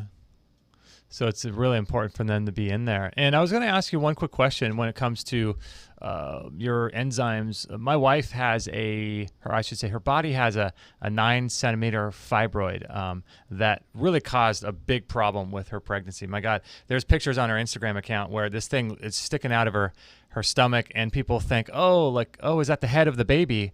But man, it's a huge fibroid sitting on the wall of her uterus, sort of embedded. I think it's called a subserosal fibroid. Would enzyme therapy be powerful enough to eat something that large, do you think? We have had an anti-fibroid program since 1999. I'm going to take pride to say that I came up with it. Okay. It involves systemic enzymes, an estrogen blocker, progesterone, and a few other things. It also involves not being vegetarian, because all the protein sources for vegetarians are estrogenic. Estrogen causes the fibroid to grow. Okay. Period. Okay. Not using any of the typical women's herbs, because all of them are estrogenic. And we have what the success rate for the gals reporting back was like 86%.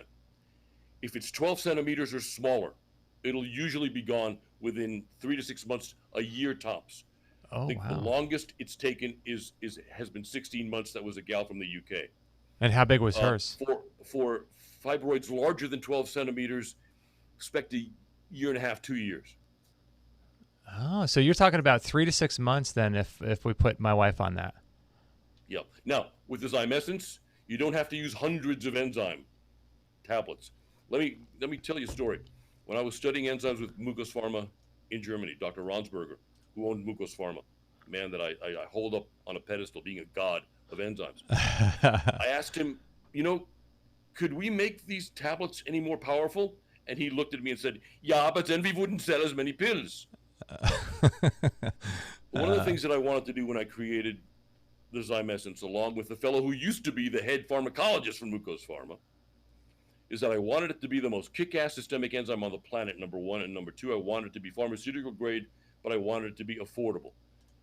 My wife figured out how to make it affordable by cutting out all the middlemen in the sales thingy. Okay, process. And, the pharmacologist and I figured out how to make the most kick-ass enzyme, and we actually improved on it by changing what we used for the enteric matrix. When we were able to put in an enteric matrix material that actually took up a lot less volume, we put in a lot more enzymes. Oh, interesting. So just between you, me, and the wall, the first enzyme company that I used to endorse, it takes 45 of them to make one of mine. Oh, wow. So where you used to have to take 300 of theirs for anti-cancer therapy, let's not talk about cancer, or you used to have to take 100 of their higher up product against cancer therapy. The cancer centers in the Philippines, Malaysia, South America, whatever, that are using mine, are using 9 capsules a day. Wow, that's incredible. Where, Doc, I'm particularly interested in your anti fibroid protocol. Where's that located on your site? Because I want to get my wife on this. I'll send it to you. Okay. I've got it as a cut and paste, and I send it out to folks. I actually haven't posted that because everything else I've ever posted has gotten stolen.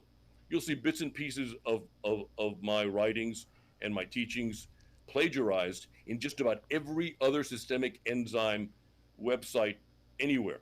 Oh, wow. I actually had one little old lady write me and tell me that I had stolen all the verbiage off of this particular website for this copycat enzyme. How dare I come up with that? And when I proved to her that I was the one who wrote that 15 years before, she was kind of embarrassed. Oh, wow. Jeez, So that's crazy. we give that out when asked, but Okay. we don't publish it. Okay. Yeah, that makes sense. One final send it to question. you. Awesome. Yeah. I really want to get my wife on it because she She really wants to get rid of this 9-centimeter fibroid. BJ White says, Dr. Wong, is there anything my girlfriend can do about her hypothyroidism at age 40 and recently lost her period? Other doctors said it was genetic, so she has been on meds since she was 15. Oh my gosh. Wow. You know, when the thyroid dies off, it infarcts. The thyroid, the heart, the brain, the kidneys, the adrenals, the testicles don't have ribosomes in their cell structure, so they don't rebuild. Okay. Anyone who tells you they can rebuild your kidneys, rebuild your thyroid, either doesn't know enough science, or they're looking you in the eye and lying, trying to sell you something. All the people who go like on 15 grams a day of Lugol solution to boost their thyroid up. Okay, so I've got a thyroid. Here's a thyroid. This little slither here has died, but the rest of it is okay. All right, I put in an octane booster. I've got an 8-cylinder engine with 2 cylinders dead. 2 cylinders are not firing off. Right. I put in an octane booster and I race the engine and I make that 8-cylinder engine give me I make the 6 cylinders in that engine give me 8-cylinder performance. Okay. What's eventually going to happen to the engine? It's going to crap out. Yeah. Exactly. Same thing happens to the thyroid. When we go hyperthyroid, there really is no sin. And I don't know why people have such problems with this. There is no sin in taking thyroxine. Either the animal thyroxine or the bioidentical thyroxine, which is called Synthroid, but it really isn't synthetic because they take a cholesterol and they whittle it down with an enzyme until they get something that's an exact lock and key mechanism to human thyroxine. So Synthroid is really kind of a misnomer. Okay. Either one of those, just like we replace testosterone, just like we replace progesterone, it's like we replace dopamine. What's wrong with replacing thyroxine? Why does everyone insist on trying to get more function out of the poor little thyroid? Overworked, underloved, underfed, and they wind up killing it. Be nice to your thyroid. Yes, feed it the iodine. Don't feed it 15 grams of Lugol solution a day. Feed it the iodine, give it the thyroxine, and you'll be fine. Matter of fact, there's one really top anti-aging doc, and I'm sorry, I forgot his name, who said that everyone over age 45, 50 needs to be on at least 1 grain or 50 milligrams of thyroxine. Because if, again, normal for your age, what was your thyroid level at 1820? What's your thyroid level now? We need the thyroid level we had at 1820 to maintain that metabolic rate, to maintain that level of rebuilding and growth. Interesting. Okay. Good stuff. Dr. Wong, people are asking me in the chat room about the protocol too for the fibroid. Is it okay for them to email me and I send it to them, or should they email you? Perfectly okay. Or they can email me directly. Either way. Okay. Let's see. I think it's Dr. Wong at drwongsessentials.com. Dr. Wong at drwongsessentials.com. One final question, Doc. From Karen, I'm 56 years old, and in the last 2 years, I've lost her sex drive. What can she do to get it back? Kind of all the stuff that we were talking about today, right? Yeah. If you've ever seen the picture of 2 stereo receivers, one marked male and female. Male has 1 switch and 1 light. Female has a gazillion switches and a gazillion lights. That's about the way it really is physiologically. My men's book is less than 80 pages long. My women's book is over 400 pages long without the pictures. It's on its 3rd revision. I will never get that thing published. But basically, you want to put back the testosterone, you want to put back the progesterone, you want to increase your dopamine levels. Go look at Dr. Ward Dean's work on increasing dopamine. He and Mort, I forget the fellow's last name, wrote a book on brain boosting drugs and brain boosting in general. But the testosterone is the foundation for building back sexual desire and sexual ability. Then you need to put in the nitric oxide making stuff to enhance clitoral engorgement and vaginal lubrication, which most gals over 35, 40, 50 have problems with. Matter of fact, we we used to sell a nitric oxide making supplement, arginine ethyl ester with trimethylglycine. Okay. We stopped selling it because the arginine ethyl ester that we used to use, the particular type, is no longer brought into the United States. We have no idea why. So I went back to an older formula that I wanted to make that I couldn't make because the DMG, the dimethylglycine, used to cost too much. As a raw material, it's gotten substantially cheaper. I went back to the formula that I wanted to make 20 years ago. It works so well. Don't ever take more than one capsule of this 2 or 3 times a day. It works so well you can feel it flushing you in about an hour. Nitric oxide in women creates great vaginal lubrication. Think back to when a gal was in her late teens, 20s, okay? It does that. And it also, think of the clitoris as being a little penis head. It looks exactly like a shrunken penis head, actually. Uh-huh. That's where all the sensation is, that and the G-spot, which is connected with the clitoral nerve, but it's basically the same organ, which is about an inch above the pubic bone on the anterior vaginal wall. Okay. If you can engorge those with blood, that increases their sensation. Think of how dead your penis feels when it's not erect. You can slap it around, nothing happens. Yeah. When it's erect, the head of the penis is very sensitive. Okay? Exactly the same thing happens with the clitoris. If the clitoris is not engorged, ain't nothing going on. The gal stares at the ceiling. Yeah. Okay? If we do have nitric oxide and the clitoris becomes engorged and the G-spot becomes engorged, all of a sudden, wow, she's 18, 20 again. Okay. So you have some books too on your website that people could look at and learn more and really dive into this and get more information, right? Yes, in the Dr. Wong's Essentials website, which is our nutritional sales site, I've got my sports medicine book and my men's book. As I said, don't have the women's book yet because it's on its 3rd revision and will probably never be published. Oh my gosh, that's so funny. All right, Doc. Well, I want to let you go, and I know you're a busy man running everything in Mineral Wells, Texas. Thank you for having me on board, Justin. Yeah, man. It's so great to have you on board. Let's do it again sometime if you're available and can do it. That'd be a lot of fun. Love to. Awesome. Love to. All right, Doc, we're going to close out. I will email you to get access to that protocol. Is that okay? Fine. Perfect. Okay, cool. I want to give that to my wife. I'll probably send it to you before then. I can't do it from here because, again, email here does not work okay. on this particular computer. Awesome. Okay, Doc, thank you so much, and we'll be in contact very soon, and keep up the great work. Thank you. Be well. God bless. Okay. Thanks, Doc. Bye-bye. Bye. All right, Mr. the one, the only Dr. William Wong. What did you guys think about him? Pretty cool, huh? P900 is in the chat room. Karen Cruz is here. I mean, business is here.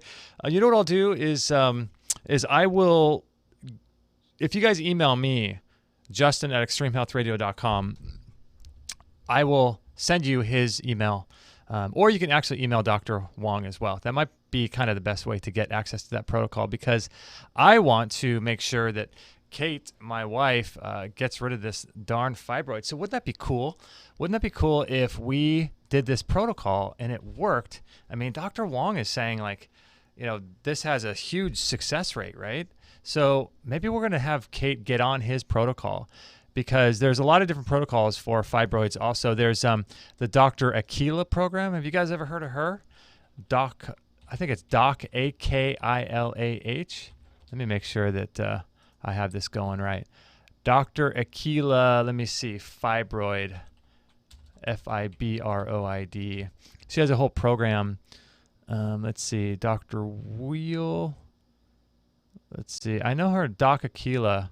Yeah, her website is Doc Akila, but it doesn't come up right now. DOCAKILAH. Okay, here we go. I'm going to share this in the chat room too. But I think what we're going to do is get Kate started on this program. And if you're watching this, if you haven't seen this, because Kate is probably attending to William and Benjamin.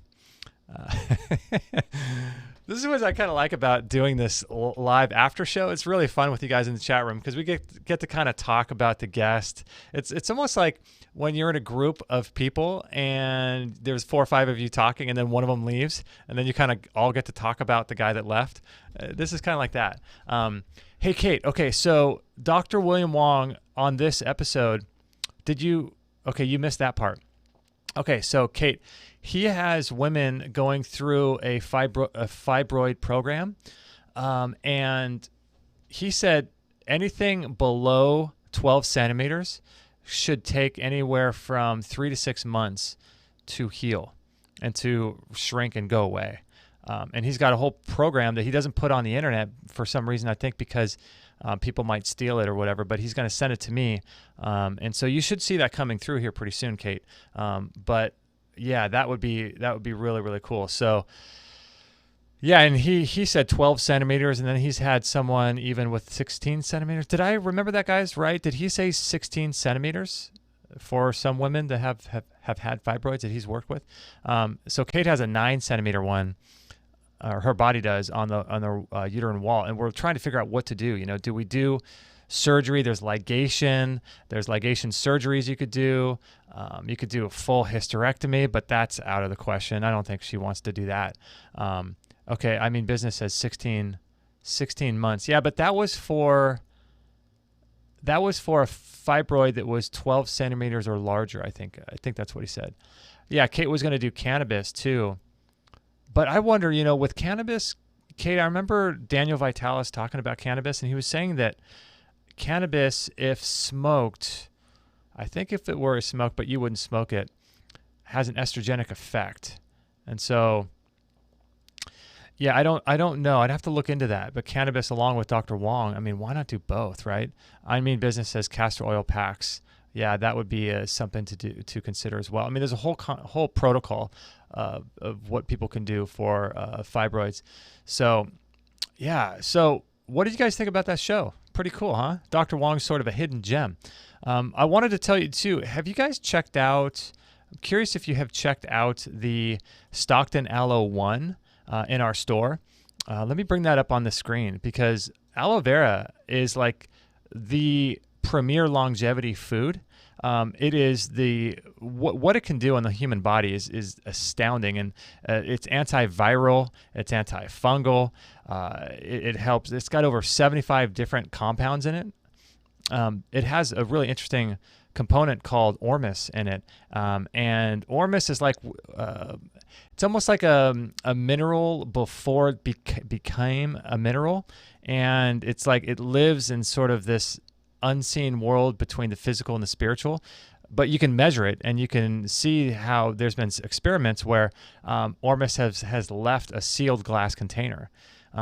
And so it's this magical substance. We did an entire show all about ormus, and David Wolf talks about ormus, and it's a fascinating subject. But aloe vera is loaded with ormus, but it's super high in sulfur as well. And sulfur is one of the minerals, the beauty minerals.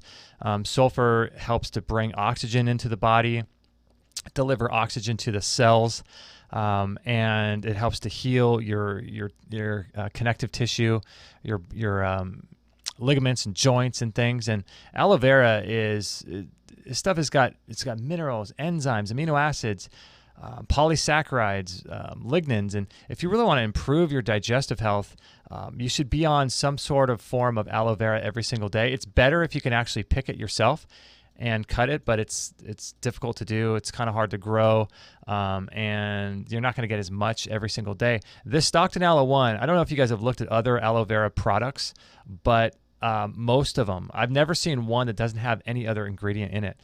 This Stockton is pure, it's organic, it's freshly harvested, it's bottled right then and there when they harvest it. It's unfiltered, it's unprocessed, it's unheated, it's got no preservatives, it's got no chemicals in it. They ship it to you frozen. And Rodney Stockton, who is the owner of the company, he lived to about 96 years old. And he says one of the reasons why he attributed his long life to consuming aloe vera every single day. And so I highly recommend bringing more aloe vera into your life. So if you want to go to extremehealthradio.com, click on our store, and you can check out the Stockton Aloe One. And I would really, really get into bringing more aloe vera into your life. The other thing I wanted to tell you about was this relaxed far infrared sauna. We use ours every single day.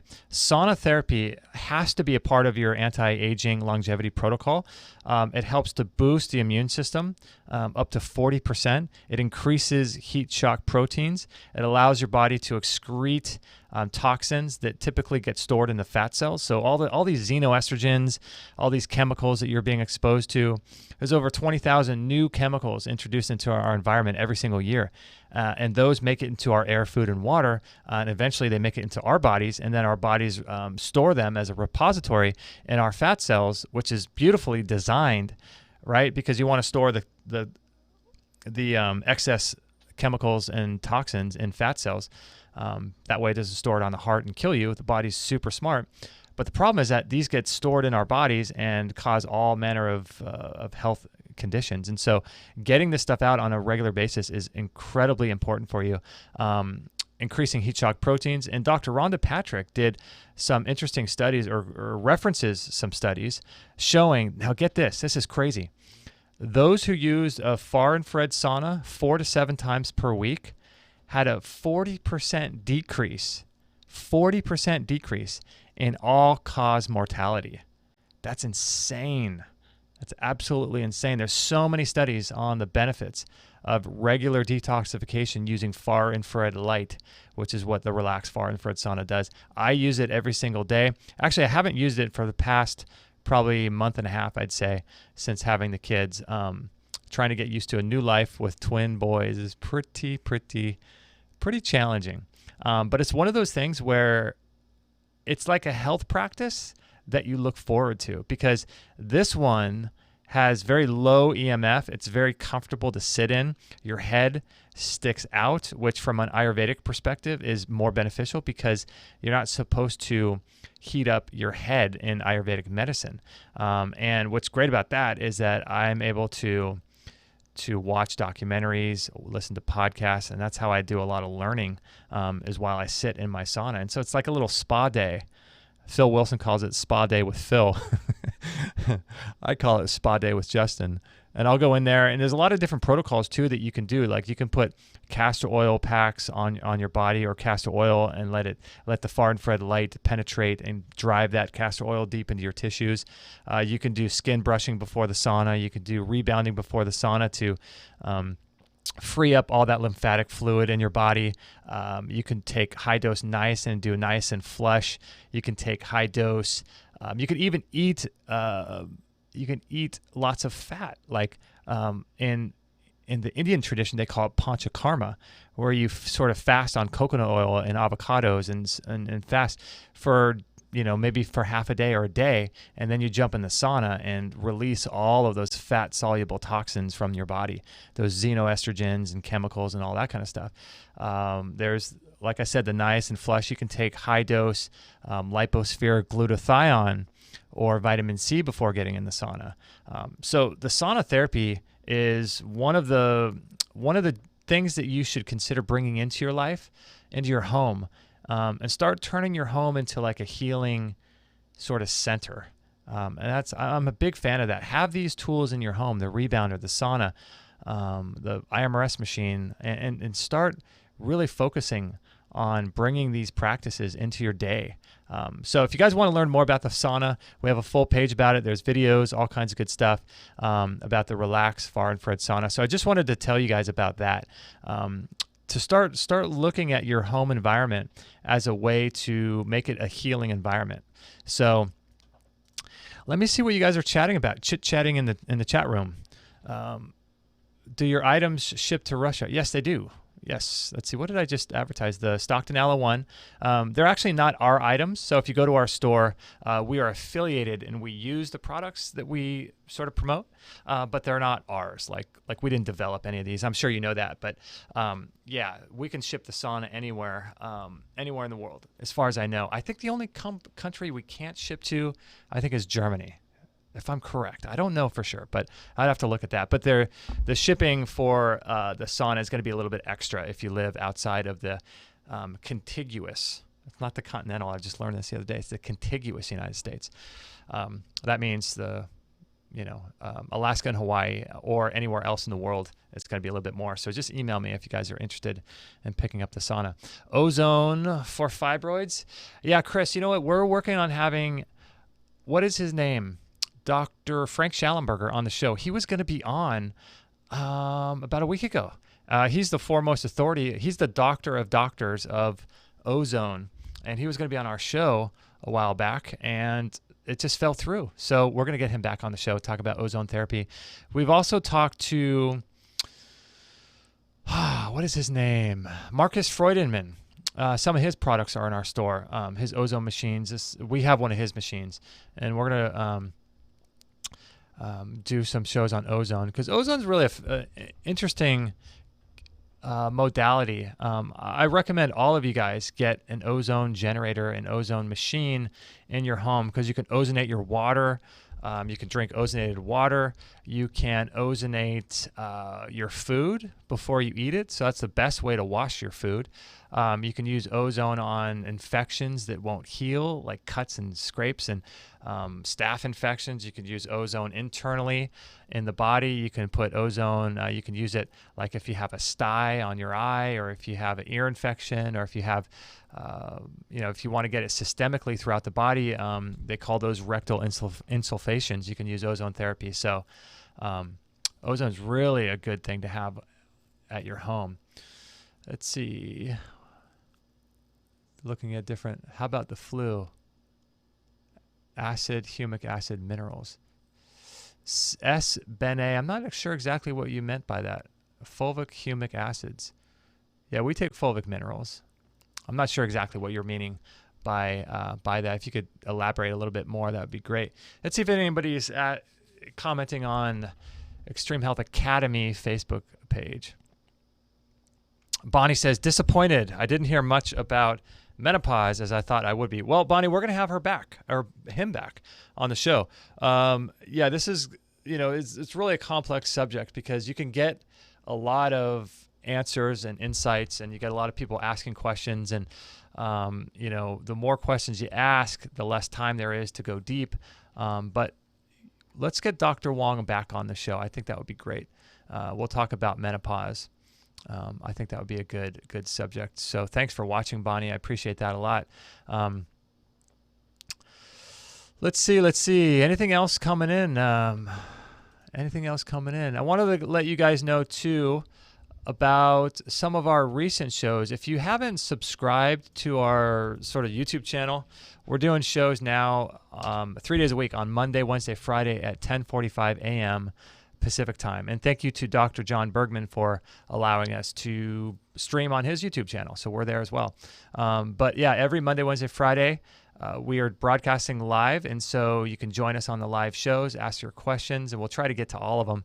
It's challenging to get to all of them. But let me bring up our Extreme Health Radio site. And we're really kind of digging in to a lot of these modern cutting edge biohacks and protocols and things like that in life, because we want to teach and live this kind of lifestyle and figure out how we can live till we're 150, right? So this is our homepage. You can see our upcoming guests right here, our upcoming guests. If you guys have missed it, on Friday, we're going to be talking with Brian Hoyer about EMF solutions for your home, because my friends, get prepared for this. 5G is coming, and it's going to be incredibly toxic to us, because what people don't realize is that 5G, you're talking 5 times the frequencies, the cycles per second that are gigahertz. These are 1 billion times, 1 billion cycles per second. Can you imagine the effect on our physiology when our cells are exposed to gigahertz frequencies? And that's not counting wireless. That's not counting dirty electricity. So this is a really important subject, my friends. We really have to nail this down and figure out how to mitigate some of these EMF, because if we're going to live in this world of non-native EMF in the form of blue light and radio frequencies and things, it's damaging us. So we're going to have him on Friday. So that's going to be this Friday at 10:45. And you probably heard me talk a lot about recall healing. So we're going to be talking with Dr. Peter DeWitt out of Tyler, Texas, and we're going to be talking about how recall healing, how the body is actually always healing itself. So we think of like the heart attack, we think of the cancer tumor, we think of these things as being the disease, but this is the healing phase of the body. And so as with everything in our culture, everything's backwards and everything's upside down. Everything's the opposite of what they tell us. And so we're going to dive into recall healing, which is one of my favorite subjects. And that's going to be fascinating. And then finally on Wednesday, next Wednesday at this time, Bob Greska is going to be on the show. We've been taking his Carbon 60. For those who don't know, Carbon 60, so this is crazy. So Carbon 60, there's been studies showing, now this is just unreal. Get this, studies showing a 95% increase in lifespan in mice by taking this substance called Carbon 60. And what it is, it's like the molecule is incredibly small, but it's a 16-sided sort of buckyball sort of magnetic substance. And what it does is it pulls anything that has a positive charge. I think that's right. It's either positive or negative, but it pulls anything that has the opposite charge. And every virus, parasite, pathogen, bacteria, all these things have a positive charge, and this will suck those out of the body. And so that's why there's a 95% increase in lifespan. Now the question is, will this translate to humans? So we'll see about that. We'll see what old Bob Greska has to say about that. This is our homepage. So our latest shows, let's see here. You guys can check these out if you guys want. We talked with Dr. Gerald Smith from Pennsylvania the other day about modern medicine, and we talked about energy healing, frequency, and his work is quite fascinating. And he's a classically trained dentist, but we talked about cancer, post-concussion syndrome, autoimmune diseases. And then we talked to Dr. Richard Massey recently, and he's really into recall healing. So that was a fascinating show. He's one of the most interesting people we've ever spoken with, Dr. Richard Massey. We talked about family constellation therapy, timeline therapy, recall healing, and all of that. So really fascinating guy. And then we talked with Karen Urbanek, and we talked with her about healing epilepsy and her getting off of pharmaceutical drugs naturally. So that's interesting story she had to share. And then Dr. Veronique Desagne about breast cancer, if you guys want to learn about that. She had breast cancer, and she overcame it naturally. And that was a fascinating show. Or I should say her body had breast cancer, because she doesn't have breast cancer. No one has cancer. Cancer is merely a physical expression, manifestation of something that happens that's non-physical. And primarily the essence of who we are is non-physical. So therefore, it is impossible for any of us to have any kind of disease, because we are not our diseases. So let's see. John Doe says, can you give us a guest list of your show? Do you mean a past guest list? I don't have that. In fact, you know what I should do? There should be a page on our website for all of the guests that have ever been on our show, because it's interesting. Someone will say, hey, you should have Dr. John Bergman on your show, or you should have Dr. Carolyn Dean on your show, or they'll quote her work, and we'll say, yeah, we've had her on multiple times. You should go look at some of the past episodes. We've talked to a lot of people. This is episode 604 or 5. Let's see. I'm going to put the show notes, so I got to make sure I get this correct so that you guys can get the show notes. extremehealthradio.com/604. So we've been at this for some time and talked to hundreds and hundreds and hundreds of people. So I'm sure they're all in our archives as well.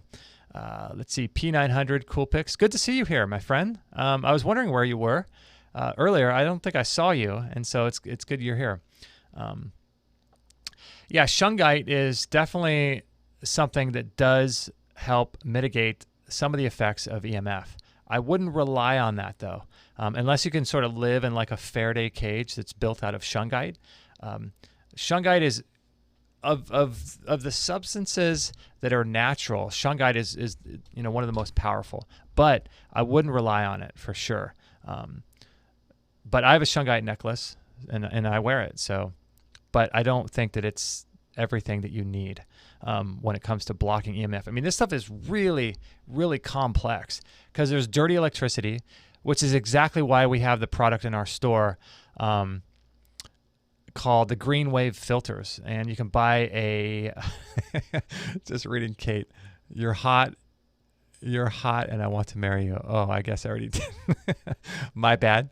That's hilarious. But yeah, that's why we have the Green Wave filters in our store to mitigate the dirty electricity that's coming out of your walls. Because what a lot of people don't realize is that electricity and magnetism work hand in hand.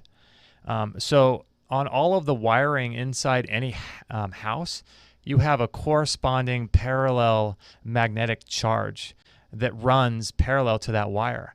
And so you have magnetic frequencies coming off as well as electric. And that's why when you are, sleeping next to your wall, if you have a disease, the old sort of traditional idea was to start by moving the head of your bed 3 feet away from your wall to see what that does for your physiology, because these things emit an electric and electromagnetic charge. And if you get the Green Wave filters that we have in our store, that completely blocks all of that out. So this EMF thing is much more complex than just wearing shungite. But I like what you're doing with that because you can get a shungite necklace for relatively cheap. But it's like David Wolf would say, stack the odds in your favor. So we're living in complex times. We're living in extremely complex times and extremely toxic times. So the platitudes that are the generalized platitudes no longer are sufficient enough. Like you can't just say, wear this bracelet to mitigate EMF, or wear this necklace, or wear, or just, avoid certain types of foods. Meat causes cancer. Like these general platitudes have to go away. We need to dive deeper and use mitigation strategies that actually work. And so that's why it's really important to understand these things that are being impressed upon us, because, if we didn't have the Green Wave filters, then we'd be stuck with dirty electricity in our walls. If you were to have an actual physical representation of what's actually happening inside our walls, you probably would never go inside again, because it would probably look like, remember those things in the 80s, like in that movie Ferris Bueller's Day Off, and there would be like a clear ball, and inside would have this this frequency, and you put your hand on it, and the frequency or the light would come off and follow your hands. We're living in that in our house, and we don't know it because we can't see it. And so the times we're living in are incredibly complex. And what's happening is that they're introducing all of these sort of new technologies into our life that we're not asking for, but we're accepting. And we're not asking the critical questions of what's this doing to our physiology? How are these affecting my biology? How is this affecting my mitochondria? But we're just saying yes to all this stuff. Oh, more cell phones, faster gigahertz, faster download speed. Yes, yes, yes. Check the box, yes. The problem with that is that all of these come at a cost. It's sort of like the government, how they give to us benefits and privileges in the form of being called a citizen, like a birth certificate, or like being able to fly, or being able to operate using commerce and use dollars. Like it's much easier than carrying gold. But the problem is that all those things come at a cost. It's like smoking or anything like that. It makes you look sophisticated and it looks cool, but it comes at a cost. So everything that we do in our life comes at a cost. So that's why if we're going to go down this road of living a completely unhealthy lifestyle, then it's really important that we learn how to mitigate some of these things. So let's see here. I love what you guys are talking about.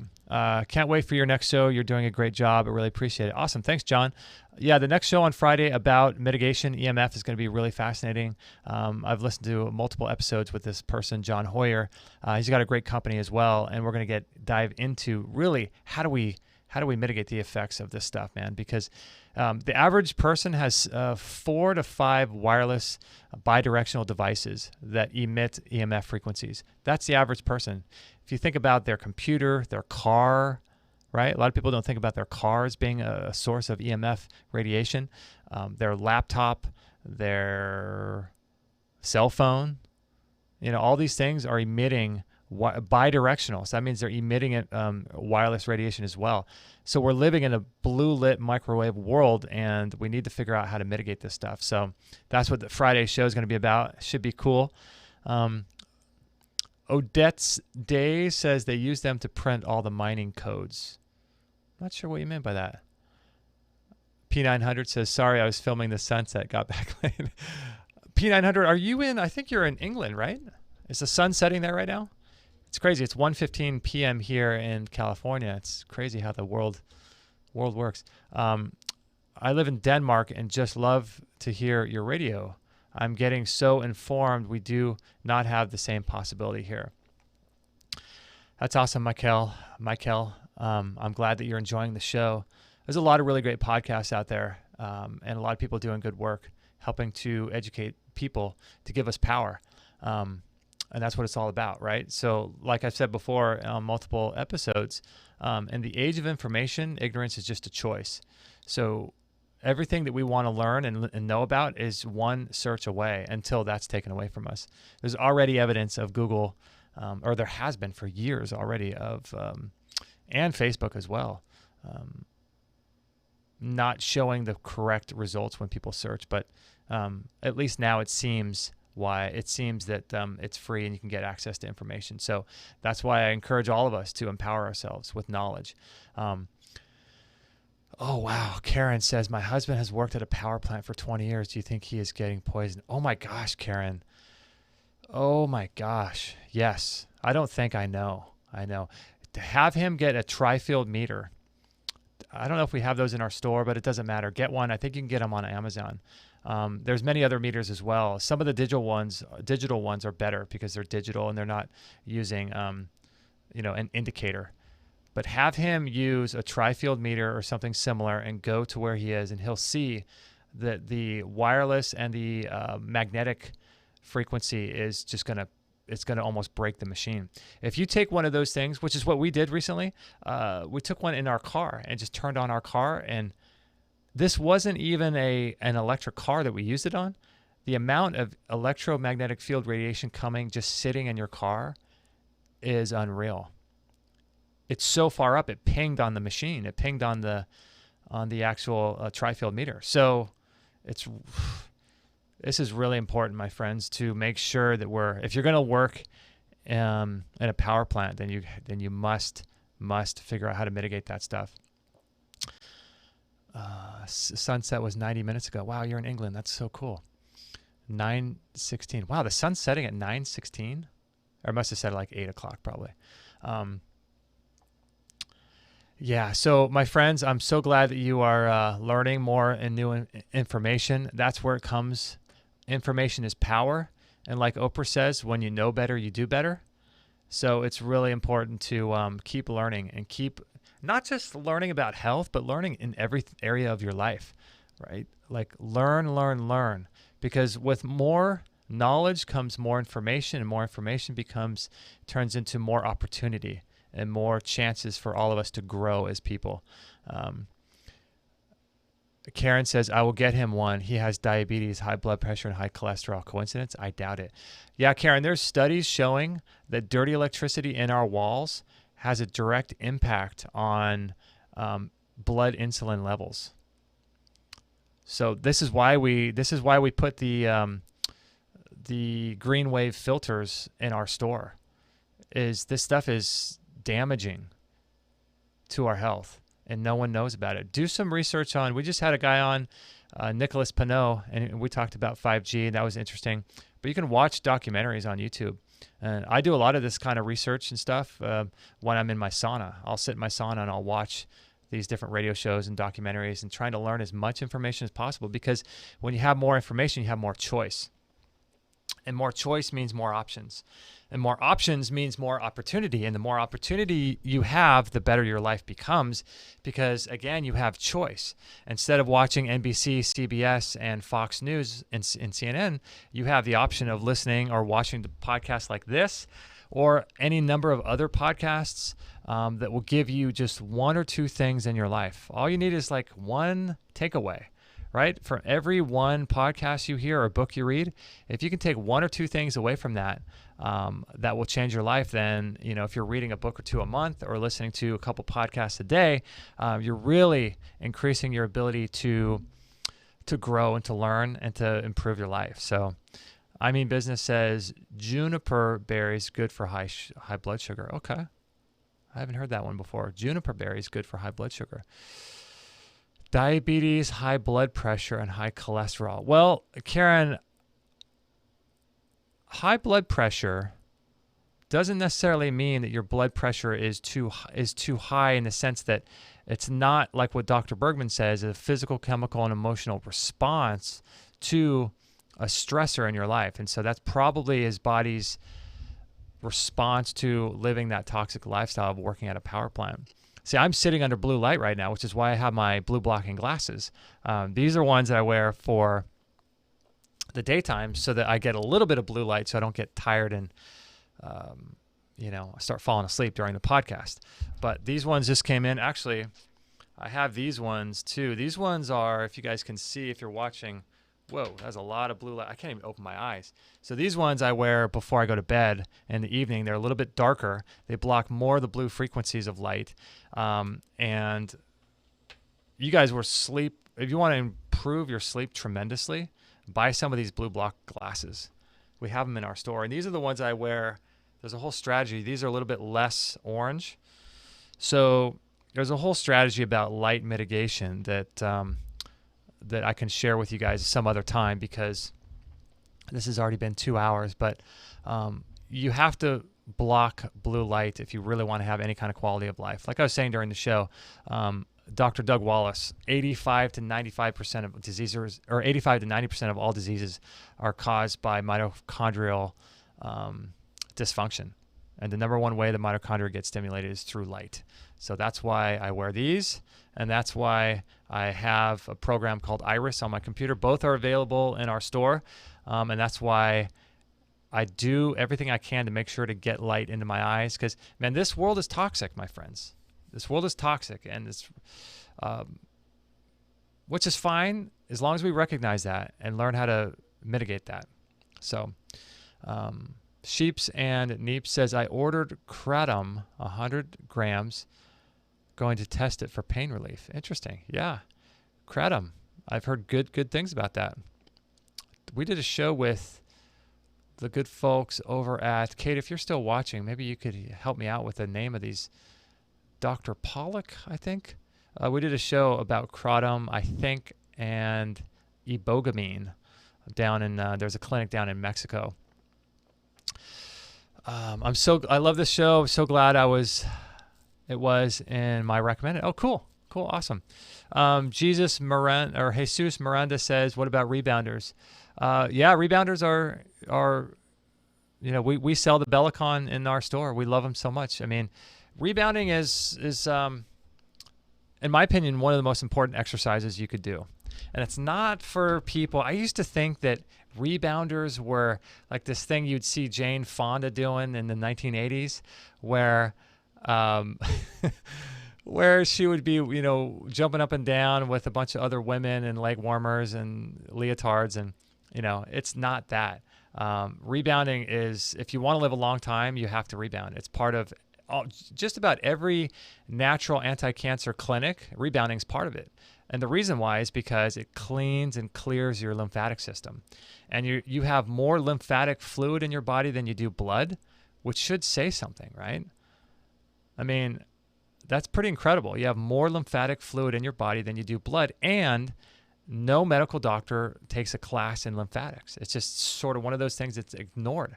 But the lymph fluid, one of the many jobs it has outside of cleansing the body, is it stores chemicals and toxins. And this is why when you go to the doctor and they check, you say, hey, doc, I think I have a flu. They check your throat, they check your armpits, they check your groin to see if you have any swollen lymph glands. And this is like lymphomas. This is a breakdown in your body's ability to store toxins, right? So you have swollen glands. And rebounding is something that I do every day. It's been a little bit less in the last month and a half. I've been doing everything a little bit less since we've had the twins. But if you really want to optimize it, you could really take things to new levels when you rebound. I do a grounding thing, so I ground my ankles. If you go into our store, there's an earthing kit, so you can ground. And there's YouTube videos of me jumping up and down while I'm grounded, and that helps to bring that magnetic and electric frequency from the earth to your body. So when you're outside rebounding, the benefits are orders of magnitude more. So you're being exposed to all of the free electrons of the earth, right? And you're being, as long as you're grounded. If you're outdoors, you're being exposed to the Schumann resonance, which is the frequency that is sort of trapped between the crust of the earth and the ionosphere. You're being exposed to the over 1,500 different wavelengths of the light biophotons from the sun. You're breathing fresh air. You're exposed to the 10 to the 46 power frequencies of the sun. And your mitochondria are looking at all that and taking all that in. And you can get an oxygen concentrator and do rebounding with oxygen. It's called EWOT, exercise with oxygen therapy.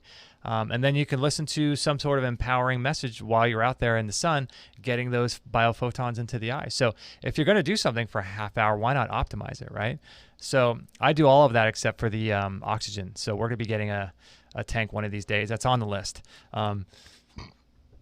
Odette Day says, the rebounder that we recommend is in our store. It's the Bellicon. It's the best rebounder. There's no other rebounder that comes close, in my opinion. I've had ours for about 5 years, and it's just the best. Does the app do iridology? How does it work? Do you mean the Iris app that's in our store? Because that does not. It's simply... it's better than the other app, which is called Just Get Flux, because of the flicker rate. There's basically no flicker rate with the Iris app that blocks the blue light on all of your devices. So that's why I promote the Iris app. And I started out with Just Get Flux and then quickly upgraded when I learned about Iris and the flicker rate. Let's see, any other questions? Are those glasses? Oh my gosh. Are those glasses working for you? For sure, MK Kush. Most definitely. Yeah. Yeah, these glasses are... It's funny because we sell a lot of really high-end products in our store, like the IMRS, the Juve red light therapy, some photobiomodulation devices like the Vilight, the sauna. You know, the sauna is basically a light box. It releases far infrared light. But these glasses have had probably one of the biggest impacts in my life ever of all those devices. I wouldn't be able to sleep at night if it weren't for these glasses. Blocking blue light, for me, has been the biggest thing in over 600 shows that I have learned in the past 3 or 4 years from doing this show. If you exercise regularly, will you get the same benefits as the rebounder? No. The rebounder is not really meant for cardiovascular training. It's not really meant for muscle building.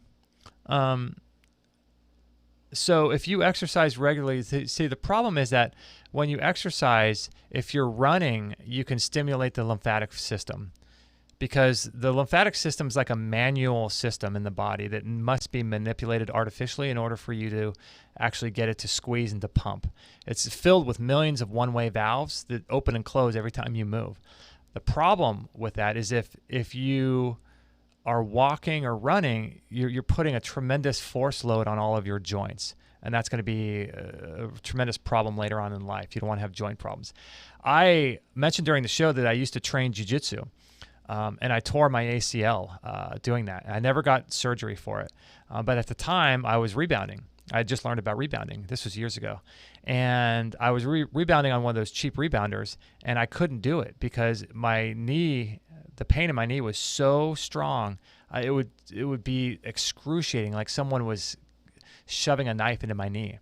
But as soon as I got to Bellicon, everything changed. It's like you're jumping on a cloud. So you can get lymphatic stimulation through regular exercise. It's just more challenging to do so. And then you also don't have the amount of G-force that you can exert on the body using a rebounder. So that's really important to know as well.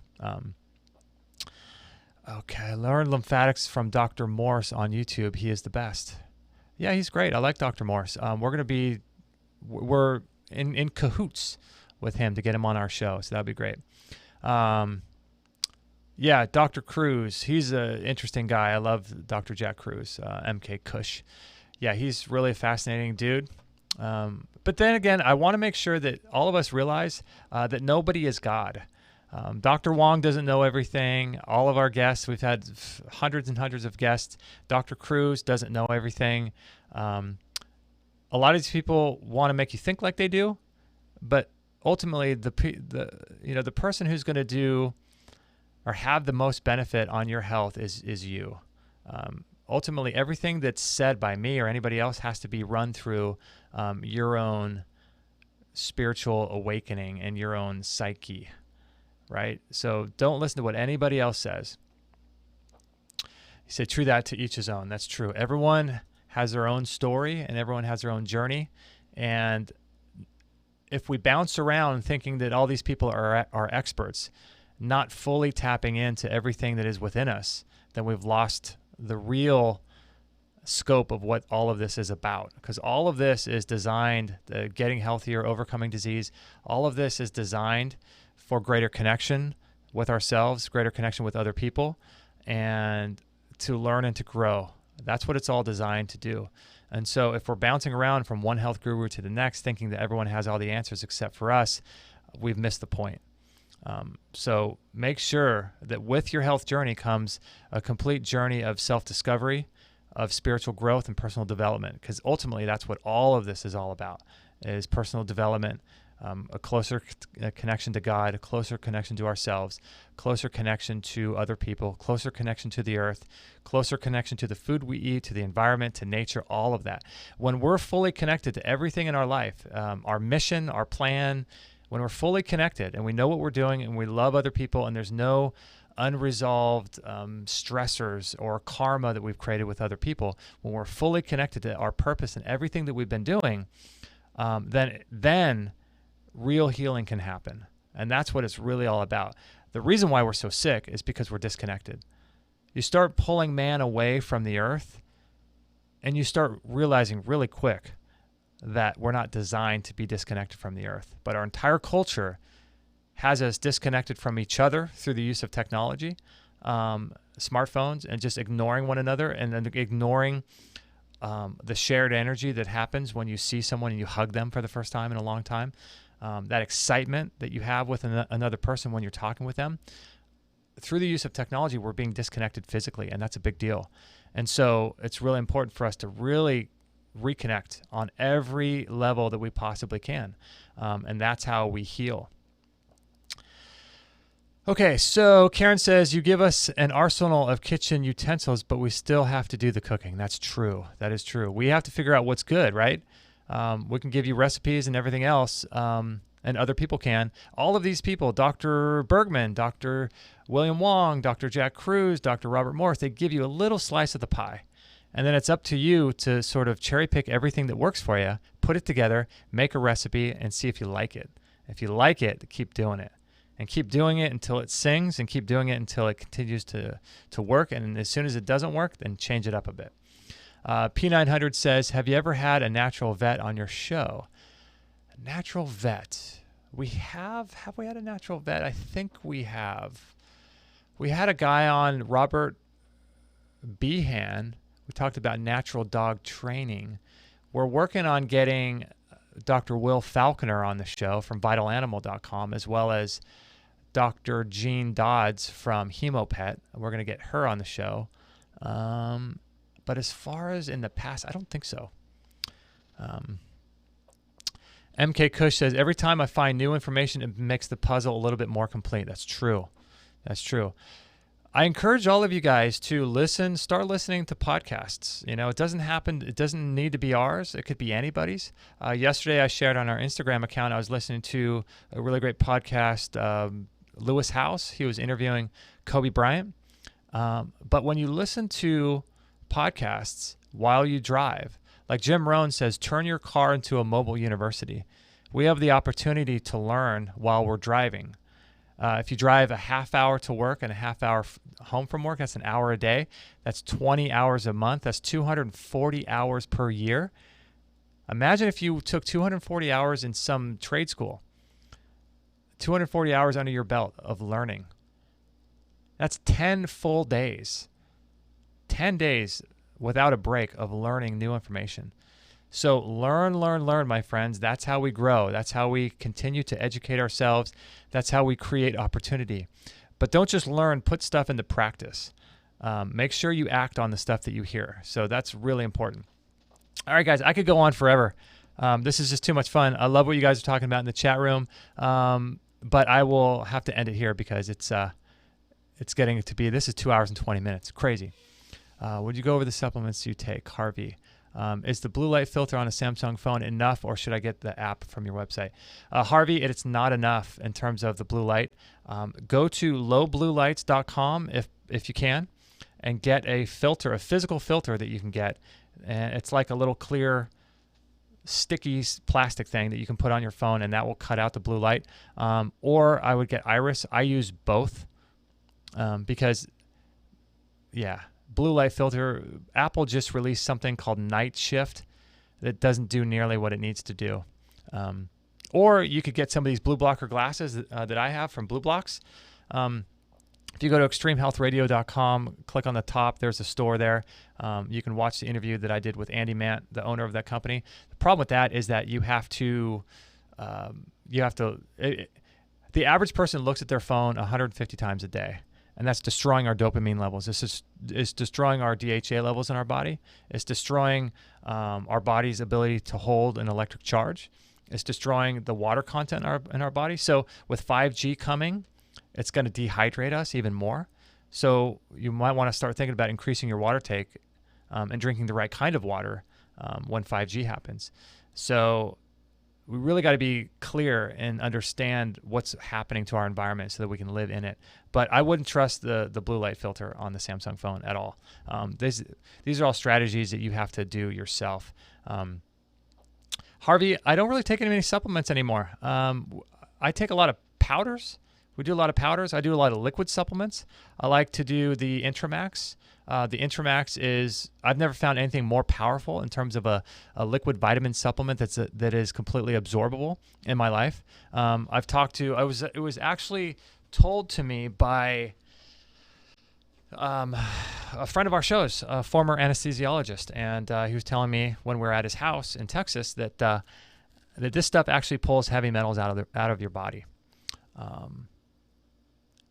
At the same time, it puts over 419 nutrients in. So I don't do a lot of supplements. I do Intramax. I do Liquid Light as a liquid supplement. I like to do fermented foods. We make our own kefirs. I do that. We do a lot of powders, medicinal mushrooms, things like that. I've kind of gotten off of taking supplements and really gone more into the light aspect of health, because ultimately we create energy in our cells and our mitochondria. We create ATP from light. And since the food web is inextricably tied to photosynthesis, when we're eating food, it's just a light supplement. It's a repository for light. That's why the work that Adam Bergstrom does is so interesting, because he talks about the time of when we should eat certain foods based on the angle of the light that hits it. So it's really, really fascinating stuff. And so when we're eating food, we're basically eating biophotons from the sun in the form of a physical substance, which is something that we call like a piece of fruit or something like that. We're eating light. So you can drastically reduce the amount of food that you are craving and food you need to eat by increasing the amount of light that you allow into your solar panel, which is your skin, which is your largest organ. So this whole light thing goes very, very deep. So I won't go into all of it now because it's time to go. Speaking of food, I'm going to go eat some fruit to break my fast. Very excited about that. All right, guys, one final thing. If you guys want to join the Extreme Health Academy, if you want to take your health to new levels, if you really want to dive into some of these protocols, we're going to be adding so much more content to that website. Oh my gosh. Every single month, we're adding a new course from Dr. John Bergman. Let me put a link to that. Let's see. extremehealthacademy.com, and you can use the code EHR14 to get a free 14-day trial. But every month we're releasing courses that it kind of gets me angry, because these are courses that should be taught in school, but they're not. It's frustrating. There shouldn't be no need for an Extreme Health Academy. You know, our world, we're brought into this world with no idea how to take care of the human frame. And so anyway, we release courses inside the Extreme Health Academy every single month. Dr. John Bergman, high-level courses. We're doing videos. We're doing weekly Q&A sessions that are live where you can ask questions. We're doing all kinds of cool stuff. There's a community of over 1,000 people in there. So whatever kind of health condition you might be dealing with, I'm sure there's someone in there that has had success with it. So anyway, if you guys want to join the Extreme Health Academy, it's for serious people only. So only join if you are serious about your health. If you're just kind of messing around, no big deal, don't really care that much about your health, this isn't the place for you. This is for people that are looking for answers and they want help overcoming their health challenges, or they want to live to 150 like I do. So this is high level stuff. So it's only for those of you that are very serious about your health. So extremehealthacademy.com, EHR14. C60 thoughts. I can't go into too much detail right now because I don't have that much experience. I've done some research on C60. We're going to be having Bob Greska on the show on Wednesday. One of the things I want to ask Bob is, does this translate to humans? The 95% increase in lifespan shown in mice, does it happen to humans? I'm taking his product. I'm doing it on an empty stomach. We're giving it to our dogs to pull out toxins and all this stuff too. It's a highly interesting substance, C60. A lot of promising research being done on it. So we'll have Bob Greska on the show 1 week from today. So that's going to be a good show. If you want to join that show, ask some questions. That would be a lot of fun. All right. I think I'm going to close it out here. Thank you, guys. Thank you, Maria. Thank you, Sojourner. Sojourner asked about right water. The water I recommend, my friend, is from the Omica water filter. That's a 12-stage reverse osmosis water filtration system. That's the one we use. We actually have a whole house water filter that structures it, and then we have the Omica, and then we have the Berkey system, and then we take that water and restructure it again. So got to get your water dialed in. All those water systems are available in our store if you guys want to learn more about it. Maria says, I heard that using Bluetooth in the car turns it into a microwave. That's true. That's true. Because if you think about your car, it's a metal box. And when you're using Bluetooth, every 20 feet that you drive, it sends out a new signal to figure out where you are, so that you don't have to, you turn on Google Maps or whatever, and it'll tell you every direction because it's tracking you. So every 20 feet that your car travels, it's sending out, that's what I was talking about before, a bidirectional frequency, is that it's sending and receiving signals. And when you do that inside of a car or inside of an airplane, which I want to do a video pretty soon. I'm doing a lot of research right now on plane flying hacks and putting together a protocol that's easy for people to do to mitigate the effects of flying. But when you're doing that inside an airplane or a car, those frequencies are basically turning that car into a Faraday cage. So when you're in a Faraday cage, you don't want to have any electronic devices inside of that, which is what happens when people are using cell phones in their cars, right? So Man, I tell you, it's challenging. All right, guys, we love you all. We're going to close it out right there. I could go on for days because you guys are bringing up some such cool topics that I'm very passionate about, but I do have to go. So we're going to do a show. Join us this Friday with Brian Hoyer, and we'll be talking about EMF at 10:45 a.m. Pacific time Friday morning, and then we'll have the ones on Monday and Wednesday at 10:45 as well. At extremehealthradio.com, you can find the links to our YouTube channel. Thank you to Dr. Bergman for allowing us to stream. You guys are amazing on his channel, and we'll catch you guys on the next episode. No material on this blog is intended to suggest that you should not seek professional medical care. Always work with qualified medical professionals, even if you educate yourself in the field of live food, nutrition, and alternative medicine. I'm not a doctor, nor am I offering readers medical advice of any kind. None of the information offered here should be interpreted as a diagnosis of any disease, nor an attempt to treat or prevent any disease or condition. While information in this blog is discussed in the context of numerous conditions, it can be dangerous to take action based on any information in this blog or to start any health program without first consulting a health professional. The content found here is for informational purposes only and is in no way intended as medical advice, as a substitute for medical counseling, or as a treatment/cure for any disease or health condition, and nor should it be continued as such. Always work with a qualified healthcare professional before making any changes to your diet, prescription drug use, lifestyle, or exercise activities. This information is provided as is, and the reader/viewer assumes all risks from the use, non-use, or